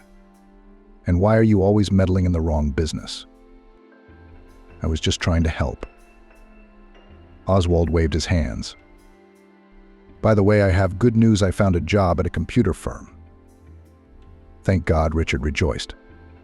"But that's not all," smiled the guest. "I've made a deal for you, so you'll be starting next week too." "As what?" Richard was stunned. "Who's what?" Oswald smiled even wider. "Software and hardware engineer. You're a computer scientist, by God." "Did I ask you to do that?" Richard asked angrily. "Why do you always meddle where you are not asked?" "I just wanted to help," Oswald explained. "Go you know where with your help?" shouted Richard. "I am so sick of you. Get out of my flat and out of my life, so that my eyes do not see you." At Richard's screams, a frightened Madison ran out of the kitchen. "What's going on in here?" asked the girl. "I found a job for Richard, and he started." Oswald began to explain the situation, but Richard interrupted him. "I told you to stay out of my life." The anger inside Richard just tore him apart. "Brother, you'd better calm down before you have a stroke," Oswald advised in a calm tone, which made Richard even angrier.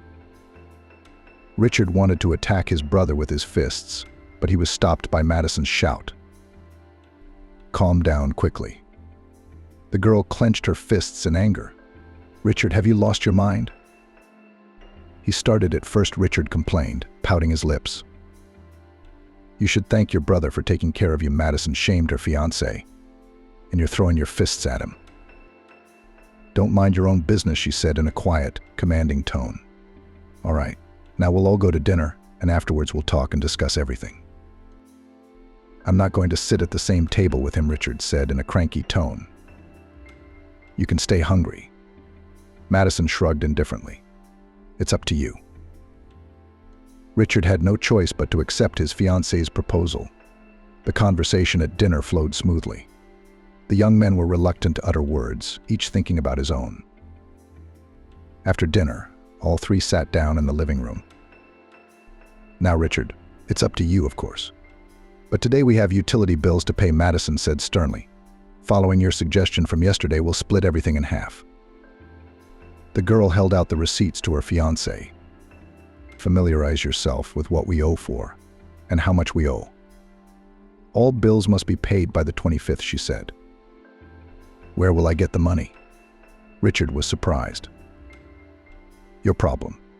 Madison shrugged indifferently. "But all payments are due on time."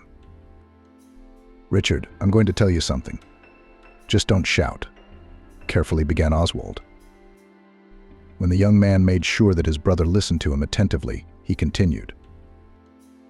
"What prevents you from combining work and writing a program? Do you think it's easy?" Richard was indignant.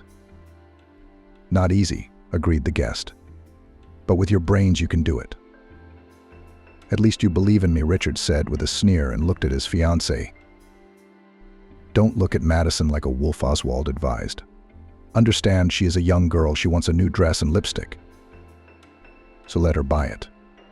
Richard shrugged his shoulders. Who forbids her? And with what money did you think? The guest looked at his brother carefully. All her salary goes to your needs. While you're pretending to be a great genius. Richard opened his mouth to object, but didn't make a sound. Damn it, Oswald was right. Madison, why did you put up with me for so long? Richard asked, dumbfounded. Long ago, you should have kicked me to speed up, so that I found a job. Because I love you, the girl replied quietly. Richard walked over to the girl and hugged her tightly. Forgive me, please, whispered the young man. My ambition closed my eyes to reality. That's right, Madison said. Tears sprang from her eyes. Has the armor of ambition and arrogance of a great genius cracked? I swear I'll work hard to make sure you have everything you want, Richard vowed and kissed his bride. And I'll see to it, smiled satisfied Oswald. Happy Madison looked at her guest and whispered, Thank you. 3 months passed. Richard and his brother worked in a computer firm. Oswald moved into a rented flat. Madison and her fiancé's life began to slowly return to normal. One evening after work, the girl waited for her beloved from work. Today she had a surprise for him. Madison was pregnant. The girl was finishing cooking dinner. The doorbell rang. Honey, did you forget your keys? Madison asked, opening the door. But it wasn't her fiancé standing in front of her. Hello, are you Richard's fiancé? Asked a beautiful girl and smiled sweetly. Yes, Madison was confused. I need to have a serious talk with you, the guest replied and entered the flat. About what? The thing is, Richard and I are in love.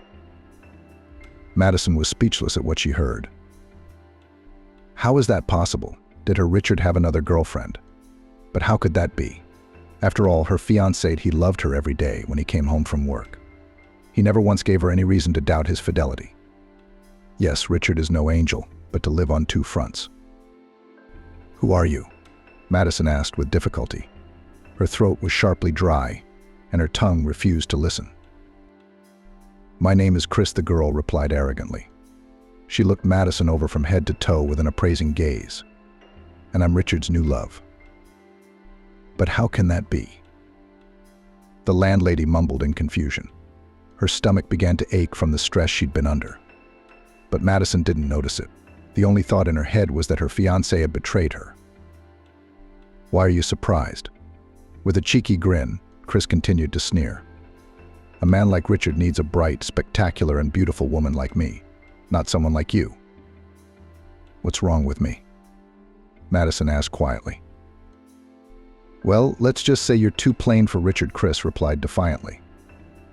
Let's start with your hair. It's a hairstyle that was worn 20 years ago.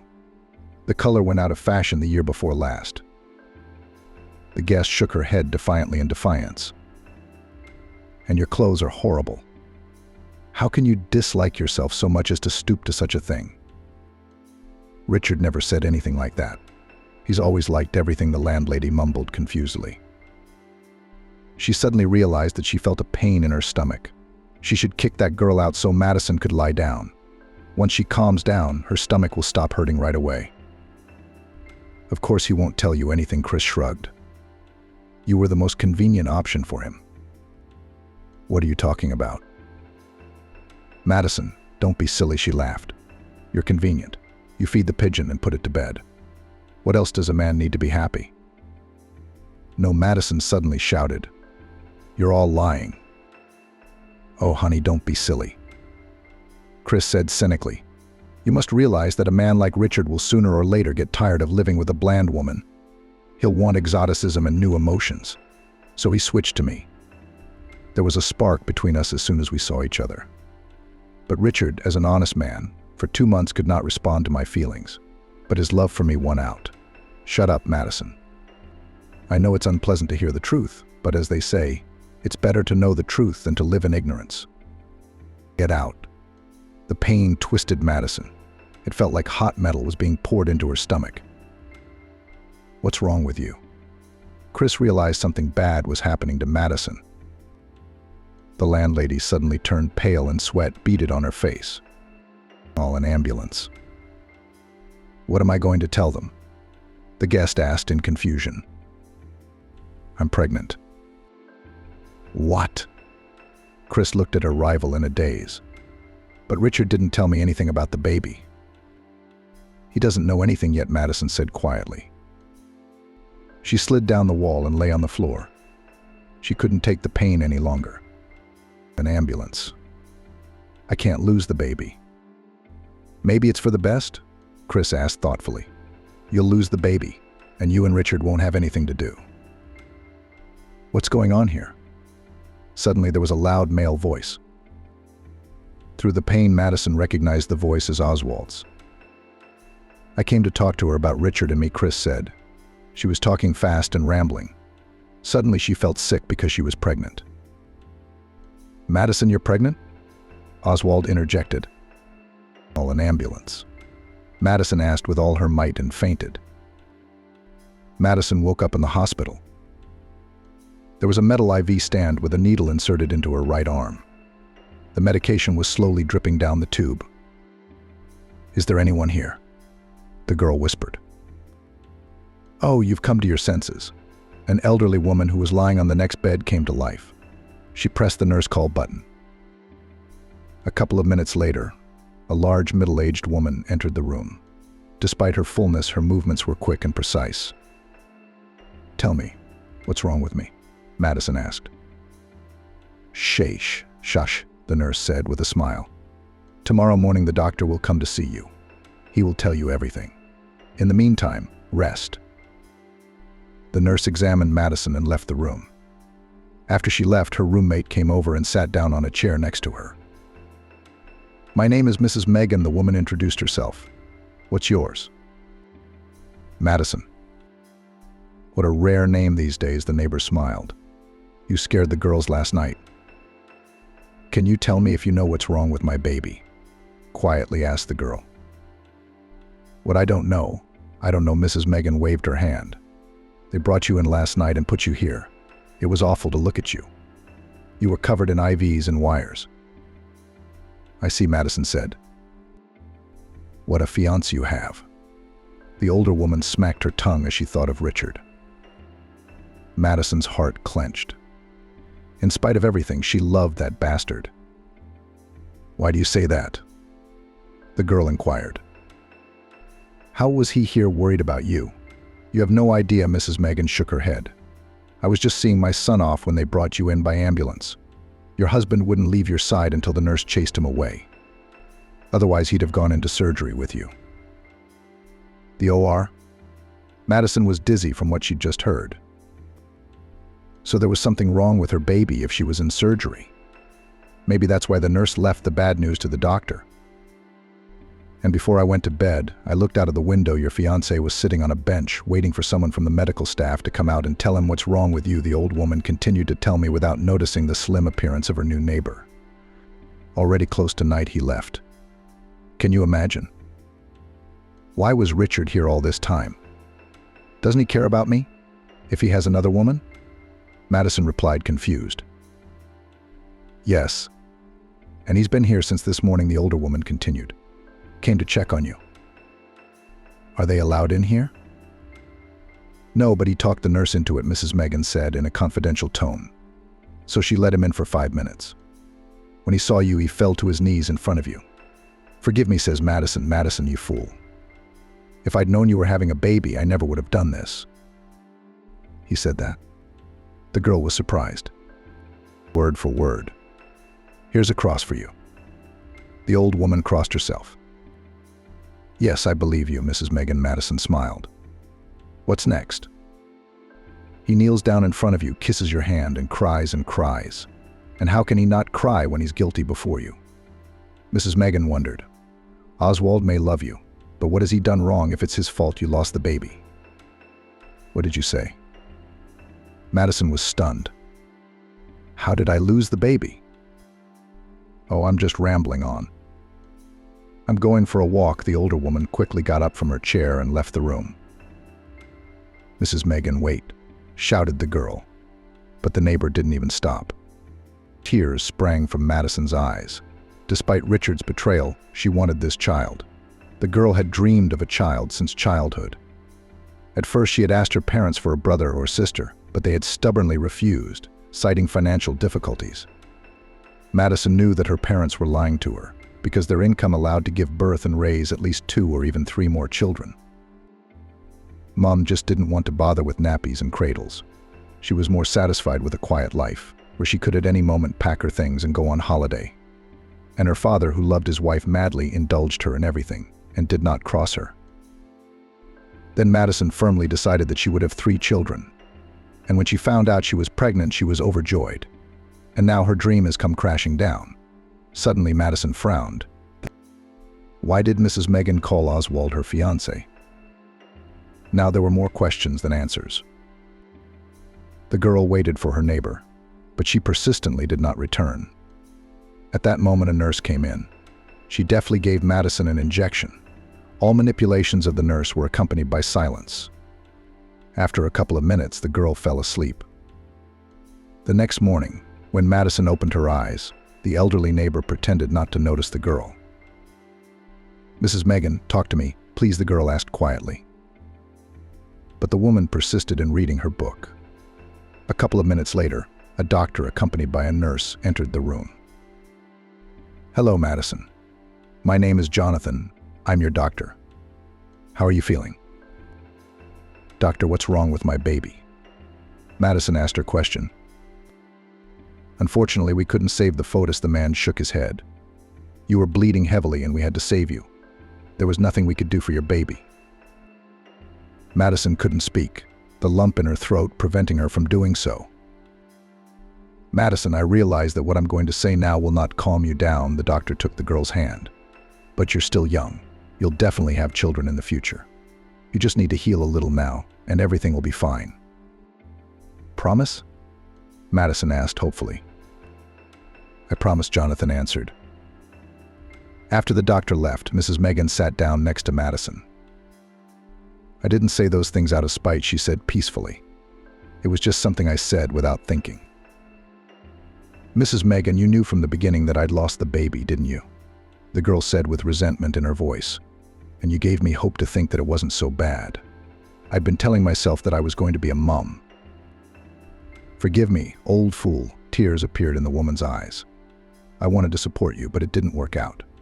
You know, I know firsthand what it's like to lose a child." "You do?" Madison asked interestedly. "Yes, after graduating from the Teacher Training Institute, I was sent to a town near Kansas. I felt the happiest because I was on my own. I was finally out of my mother's control. I came to the town, got a job at the school. It was a lot of work, but it didn't scare me. On the contrary, my enthusiasm was bursting. I spent all day at school, organizing the leisure time of the pupils in addition to lessons." Mrs. Megan stopped talking and turned away from the window. Madison was afraid to move so as not to disturb her neighbor's nostalgia. There was a steel mill next to the school. I once had to accompany my students on a field trip to the plant. We were met at the entrance hall by Charles, the honorary metallurgist, who knew the history of the plant like the back of his hand. He led us through the main shop where steel was cooked. The boys were shown the smelting process. You can't imagine the eyes my children looked at it with. Then we were introduced to the best brigade of the plant and its master, Alex. When I saw him, I immediately realized that I was missing. His smile drove me crazy. As it turned out later, our feelings were mutual. The old woman smiled at her memories. 6 months later, we got married. The whole town was celebrating our wedding. It seemed there was no happier couple in the whole world. We always did everything together. We cooked dinner together, cleaned, did the laundry. And when I realized I was pregnant, I thought I'd go crazy with happiness. One day, my husband didn't meet me after school. At first, I thought that he was delayed at work, so I went to the factory gate. The closer I got, the more anxious I became. There were people standing around the gatehouse. I could tell something was wrong. Mrs. Megan stood up. went to the bedside table and poured herself a glass of water. The woman's hands were shaking. It was obvious that it still hurt her to remember those events. She was rambling, but Madison understood her perfectly. As it turned out, there had been an explosion at the factory, and several people had been hurt. And Alex was killed, Mrs. Megan said. "Oh my God," Madison whispered in horror, pressing her palm to her mouth. When I got the news, I blacked out. I woke up in the hospital. That's when my roommate told me all about the explosion at the factory and the dead foreman. The most interesting thing is that she didn't even know that I was the wife of the foreman. You can't imagine the colors in which she described it all. And the cherry on the cake was my child, whom I lost.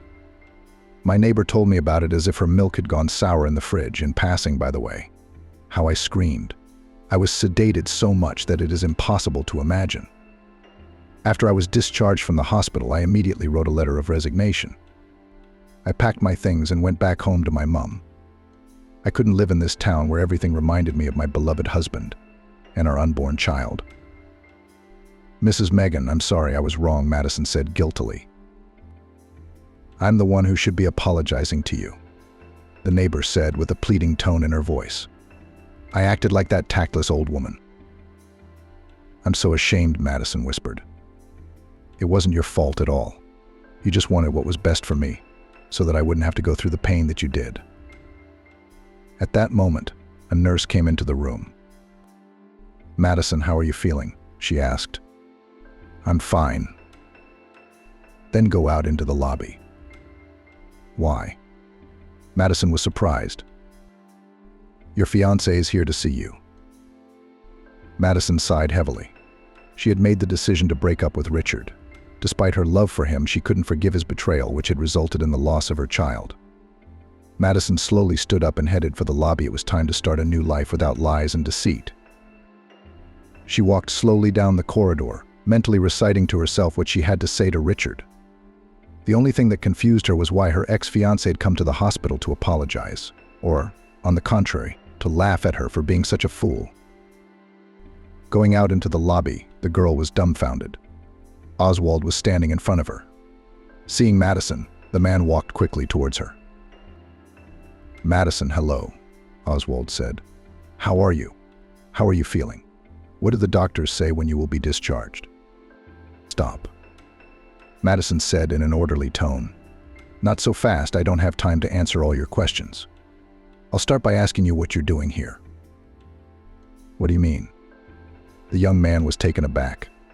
"I came to check on you. I also brought some fruit." Oswald handed Madison a transparent plastic bag containing oranges and apples. "Thank you," Madison thanked her guest quietly.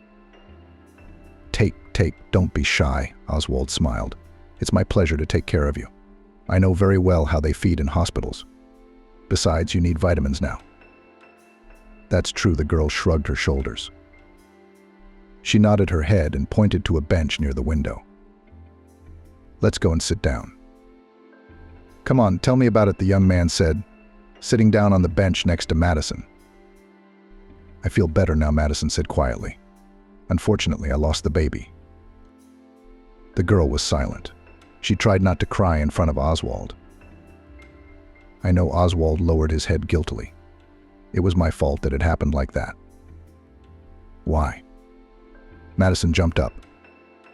"If I hadn't brought Richard into our firm, he wouldn't have met her, and my brother wouldn't have cheated on you." "Oswald, don't blame yourself," Madison took his hand. "It's not your fault. What is to be is not to be avoided. You see, if we're not meant to be with Richard, then so be it." "Do you really think so?"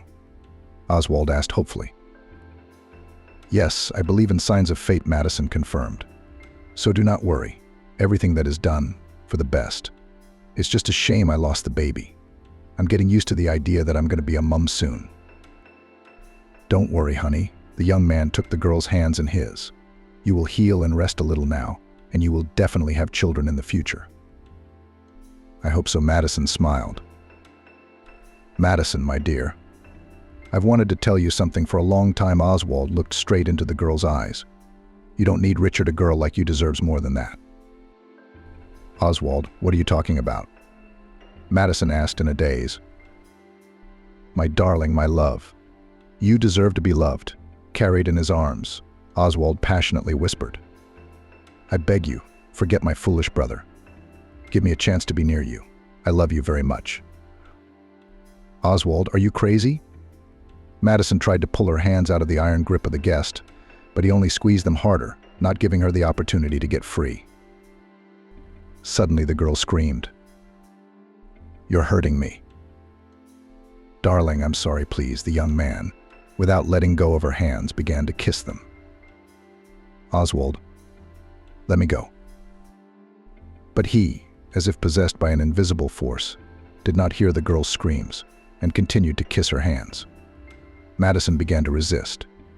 She hit a bag of fruit that was lying nearby on a bench, causing apples and oranges to scatter on the lobby floor.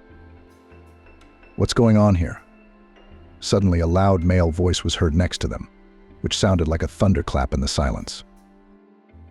Oswald blushed in surprise and let go of Madison with a sudden movement. He looked at the tall, formidable man who had appeared as if out of thin air, eyes wide open. I came to check on Madison, Oswald said, stammering. I can see that Jonathan's eyes flashed with lightning. I can also see that the patient doesn't like it. So, young man, your appointment hours are over for today, Jonathan said in a tone that did not tolerate any objections. But Oswald tried to say something to the doctor, but he didn't let him. Should I call security? Jonathan asked icily. I'm leaving, Madison said through gritted teeth. He walked towards the exit, turned round at the door, and said goodbye to the girl. I'll come and see you tomorrow. Don't. Madison shouted, but Oswald didn't even turn round. Yes, Madison, what a fiancé you have. Madison's doctor shook his head in disapproval. Madison looked at Jonathan carefully. Who was he to judge her choice? Oswald is not my fiancé, Madison snapped at him. But this young man thinks otherwise, Jonathan said thoughtfully. I don't care what Oswald thinks. Madison walked past the doctor, heading for the room. He's just my ex-fiancé's cousin. Madison, are you forgetting something? Jonathan shouted after her. What, she asked, turning around. This. The doctor deftly picked up an orange from the floor and threw it to Madison. The girl orientated herself and caught the fruit. I don't need it, Madison smiled and tossed the orange back to Jonathan. No, that's no good, the man said in a jokingly menacing tone.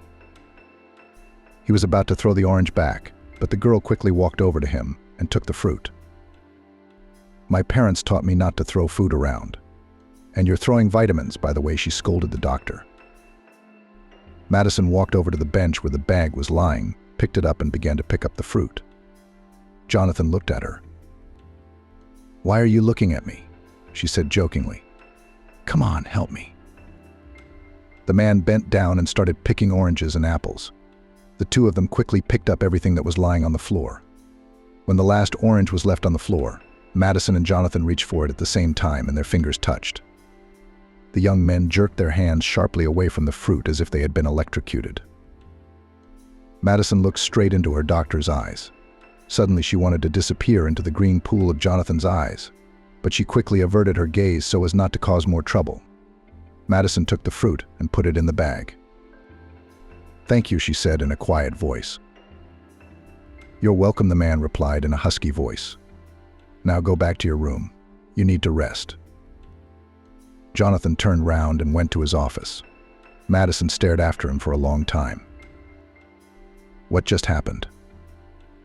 It must be a surge of hormones after losing a child, she thought. She took the bag of fruit and went to her room. Madison, what took you so long? Mrs. Megan asked. I'm waiting for you. I'm exhausted. Why are you waiting for me? Madison was surprised.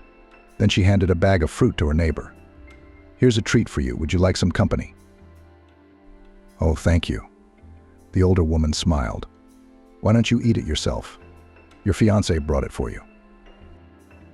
You've got it mixed up. It's not my fiancé, it's his brother, the girl corrected her neighbor. What brother? Mrs. Megan was taken aback. I heard him say he was your fiancé when they brought you in. and then he was on his knees in that room begging your forgiveness. Oswald apologized to me for getting Richard a job at the firm where he worked. That's where Richard had an affair with this Chris. Now Oswald blames himself for my losing the baby. Wow, the woman grinned. That's how life sometimes twists and turns. Yeah, Madison agreed. At that moment, a nurse entered the room. Madison, did you have a full house today? The nurse said with a smile. Go. Your fiancé is here to see you again. What fiancé? Mrs. Megan asked, squinting her eyes. Why do you have lots of them? The nurse asked. No, just one, Madison said. And it was an ex. The girl didn't know what she should do. What if it's Oswald back? The last thing Madison wanted was to see him. What if Richard had a guilty conscience and decided to visit Madison? What's the point of guessing? We'll have to go out and see. Only Madison was a little apprehensive after the ugly scene Oswald had caused today. She didn't want to see him, much less talk to him. Taking a deep breath, Madison walked into the lobby. Richard was standing near the window, looking in. The girl grinned and felt a moment of déjà vu. Exactly an hour ago, she had walked out to Oswald, who was standing looking through that window. Richard, what are you doing here? The girl asked in a harsh tone. What do you mean? Richard was dumbfounded. He walked quickly to the girl and wanted to hug her, but Madison dodged his embrace. Don't. Madison said firmly. I asked you a question. Madison, what's wrong with you? The young man was taken aback. I came to see you. I just got back from a business trip today. I was urgently sent on company business to another city. Oswald was supposed to tell you. Richard, don't make excuses, the girl stood her ground. I know the truth that Chris came to see me, and she told me everything. Told you what? Richard asked in surprise. You're so good at acting, surprised. Madison grinned. I can't believe how good you are at acting. Madison, can you explain to me in a human way what happened? Richard asked demandingly. Why did Chris come to see you? She told me the truth about you two being together and in love. There must be some mistake. The young man furrowed his eyebrows. Why is that? Madison grinned. Because she and Oswald have been dating for 2 months now and are in a serious relationship. Madison looked at Richard dumbfounded. She was completely confused as to whether Oswald was in a relationship with Chris. Then why had he confessed his love to her today? Madison looked at Richard carefully. You're not confused about anything, are you? She asked with a frown. Madison, do you think I'm an idiot? The young man was indignant. The thing is that on Thursday, when I was in the hospital, Chris came to my house and told me that you were having an affair with her. She asked me to let you go to her. That doesn't make any sense. Richard sat down on the bench. He looked at Madison carefully. If you didn't know anything about me being in the hospital, how did you end up here? Madison decided to find out the whole truth. I came home and you were gone, the young man explained. I called your phone, but you were off the hook. Yes, because I blocked you, the girl confirmed. Why? Don't play dumb? Madison grinned. But you still haven't answered my question. The girl was determined to get to the truth. How did you know I was in the hospital? I came home, and our beloved neighbor, Mrs. Cassandra, told me in all the colors that you were taken away by ambulance. Do you understand? Okay, Madison said. Honey, tell me what happened to you, Richard asked. Nothing. Except that my fiancé is cheating on me, she blurted out. I lost the baby. Stop. The young man tried to realize the meaning of Madison's words. What baby? Ours. But why didn't you tell me you were pregnant before? I was going to tell you that Thursday when I went into the hospital, Madison grinned. Instead, I found out about your affair. How can you not realize that I'm not having an affair with this Chris? Richard raised his voice. Don't yell at me. Madison was indignant. Your brother, by the way, says otherwise, Madison said. He even apologized. That he introduced you to her. Oswald? The young man mumbled confusedly. But he's lying. I would never cheat on you.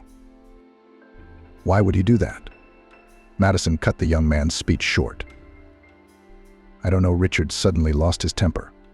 He walked over to Madison and grabbed her by the shoulders. Look, I'm not guilty of anything. I'm hurt. Madison tried to break free of the young man's iron grip. Let me go. Jonathan walked past the lobby at that moment. He took a quick step toward Richard and pulled him away from Madison. What kind of day is this? The doctor looked indignantly at his patient. Madison, is a hospital a place to get into a relationship? I'm sorry, the girl replied, lowering her head. She was embarrassed that Jonathan had witnessed such an ugly scene. It was the second time in one day. What would he think of her now? Young man, the man said in a firm tone, addressing Richard. I urge you to leave the hospital. Otherwise, I'll be forced to call security. But I've come to visit my fiancée. Ex-fiancée, Madison cut in. Especially ex-fiancé, Jonathan added. Any questions, please, after you've been discharged from the hospital. Your fiancée has lost a child. She needs to regain her strength both physically and mentally. Madison, get me off the blacklist, please, Richard asked. Why? So I can at least call you. Richard, there's no need for that, Madison said tiredly. She was exhausted from the fight with Oswald and Richard. Get your things and get out of my flat. I'm going to the hospital. I don't think we need to hurry, Richard said. I'll wait for you and we'll talk about it. You see, I've already made up my mind, and talking about it isn't going to change anything, Madison said. And you're just delaying the inevitable. I'll wait for you, Richard said. He wanted to kiss Madison goodbye, but she wouldn't let him. I'll wait for you at home, the young man said, and left. Jonathan looked at the girl. What kind of strange suitors do you have? The doctor grinned. I'm shocked. Madison walked slowly into the room. She wanted to lie in bed and cover herself so she wouldn't have to see anyone or anything else today. Madison silently walked into the room and got into bed. Mrs. Megan, try as she might, could not get her neighbor to talk. The older woman took great offense at Madison for not saying anything to her. How was the meeting with the next fiancé, thought. But the girl didn't care about her neighbor's feelings. She would have to sort out her own. The girl could not sleep for a long time. She couldn't understand which of the two brothers was lying to her, which of them was pursuing his own advantage, and most importantly, what kind. Madison decided to make a confrontation for all three: Richard, Oswald, and Chris. That this girl has a relationship with one of the brothers, there is no doubt. Just whose side is she playing on? It remains to think of such a situation to catch all three together by surprise. The only place where all the conditions match perfectly is the firm where all three work. All the following days, Madison carefully avoided meeting her brothers, although they regularly came to visit the girl. The last thing she wanted to do was talk to them. Madison realized that her love for Richard was just an obsession. At first, she didn't like his advances. Then she dreamed of his future fame as a famous computer programmer. And then the girl felt sorry for the unrecognized genius, because he had worked so hard to write this super program. And when the truth came out that the program was a figment of Richard's dreams, she felt offended that she had been tricked for so long. As they say, everything is for the best, Madison thought. She spent all her free time at the hospital with Jonathan. At first, the attending physician seemed like a serious man who was only interested in medicine. In fact, Jonathan, as he asked to be called, was only 10 years older than her. His range of interests was so broad that Madison couldn't imagine how she could know so much. They spent days and evenings talking, and each time the subject was different. During this time, she learned a lot of new and useful information. And at the same time, Jonathan was not a connoisseur and did not try to be clever. Unlike her ex-fiancé, who at every opportunity let Madison know that she was stupid. The day of the discharge came. Madison couldn't hide her disappointment. This is it, she sighed sadly as she walked into her doctor's office. Why are you sighing so sadly? Jonathan smiled. I am being discharged today, and it's time to break up. Madison shrugged. You sound like you're going to another planet. Madison, why are you so sad? The man came up to the girl and put his arm around her. Are you saying that our relationship is over? Can't we continue it outside the hospital? Is that what you want? Madison asked hopefully. I do, Jonathan answered. As soon as I saw you, I knew we had to be together. You do? The girl's eyes lit up with happiness. Really, Jonathan kissed her cheek, which made Madison blush. She was pleased with the man's advances. There was one thing I didn't like. What's that? Madison frowned. Their relationship hadn't even begun yet, and already there were complaints. Madison, please deal with your brothers. I don't want them around you all the time. Plus, I'm confessing my love for you. Don't worry about that, she exhaled. I have an idea how to get them out. Which one do you think is lying? I don't know, Madison admitted honestly. What if Richard is telling the truth? And he hasn't cheated on you? Jonathan asked with concern in his voice. Would you go back to him? No, Madison answered. The situation had made it clear to me that I hadn't loved Richard for a long time. It was clear to me that I had treated him like a little child. Why? Jonathan wondered. I felt sorry for him, and I treated him like a piece of paper. He sat on my neck for so long and manipulated me. And I was stupid enough to let him do it because I felt sorry for him. How can it be that Richard works so hard, and his program still doesn't appeal to his customers? As it turned out, it was his idea, and no one ever wanted his software. I see Jonathan pulled her tighter against him. What are your plans for today? I want to get all my stuff home first. Take a shower. Madison rested her head on Jonathan's shoulder. And then I want to go to that firm where all three of them work. Why? Why? She grinned. I want to catch them in an uncomfortable situation. That way I'll get them out in the open quicker. I won't let you go there alone. Jonathan was determined. I'm coming with you. I'm just finishing my workday for the day. Great. Madison kissed the man. You'll be a great support. I'm going to go pack. I'll be waiting for you downstairs in the car. Jonathan smiled at her. He was glad he had met her. He was glad that he had met her. It so happened that all the girls he had relationships with did not understand his attitude towards work. After all, Jonathan gave himself to it completely, and the girls were capricious, forcing him to choose between work and them. Jonathan had always chosen work, as it was the only thing he saw the meaning of his life in. It was only now, when Madison came along, that he realized what it was to love and be with this girl all the more. Madison understood him and accepted him for who he was, and now he would do anything to make this fragile girl happy. Walking out of the hospital into the street, Madison breathed a full sigh. How she had missed fresh air all this time. Madison, don't stay out in the cool air too long, or you'll catch a cold. Jonathan shouted. He was standing outside his car waiting for the girl. When he saw Madison, the man opened the car door for her. Please, my princess, the carriage is here, he said. Thank you, my king. Madison smiled back. She was pleased with Jonathan's advances, unlike Richard, who never even gave her a hand when she got off the bus.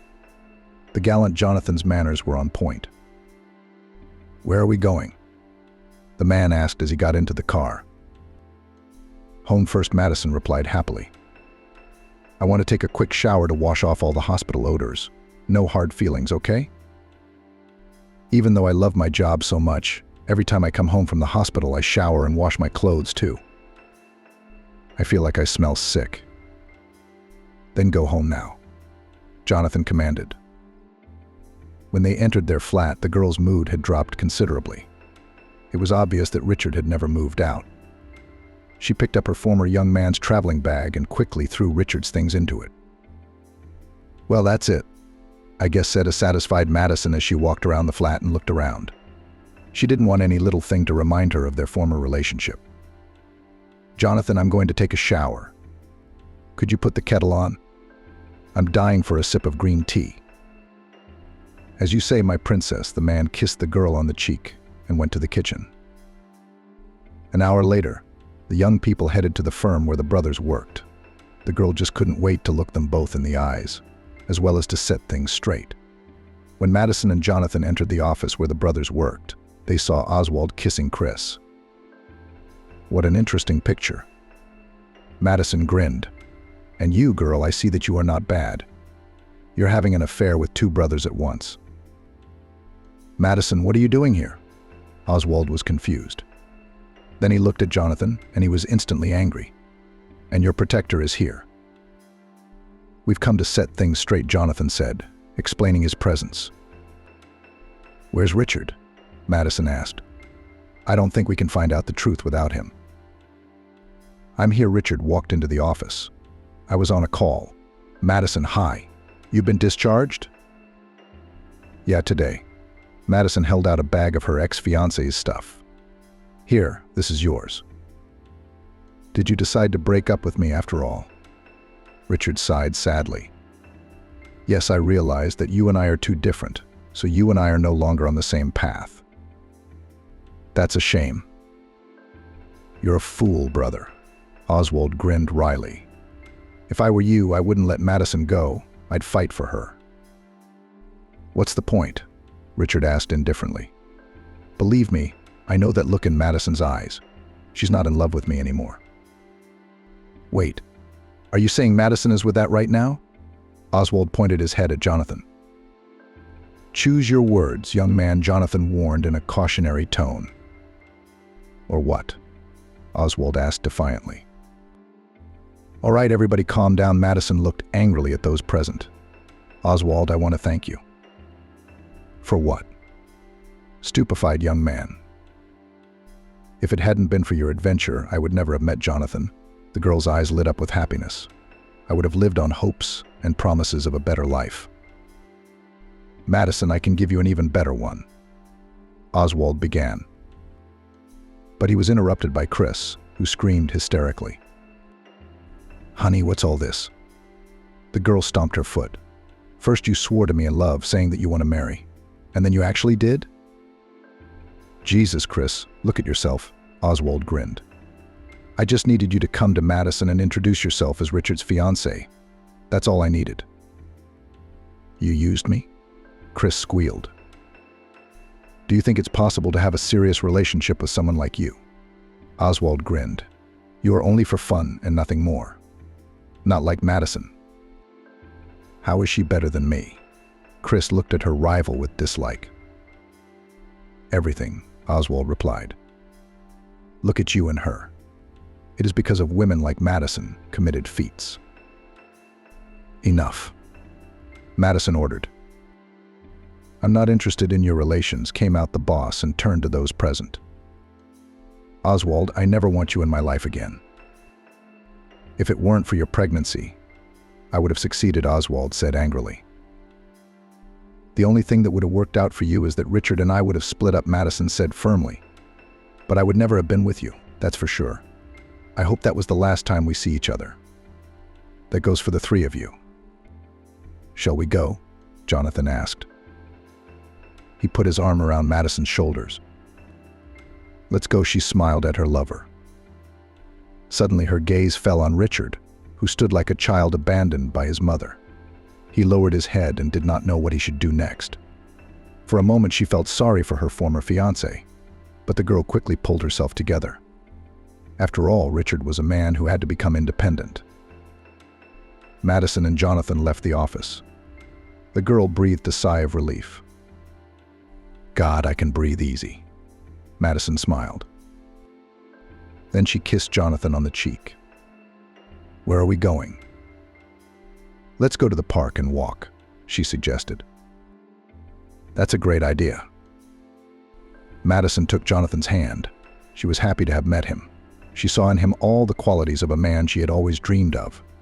In the short time they had known each other, Jonathan had proved himself to be responsible, honest, and wise. He had become a friend to Madison, someone she could confide in. This man would not hesitate to lean on her shoulder in times of need, and he was the only one she was willing to share the family's troubles with.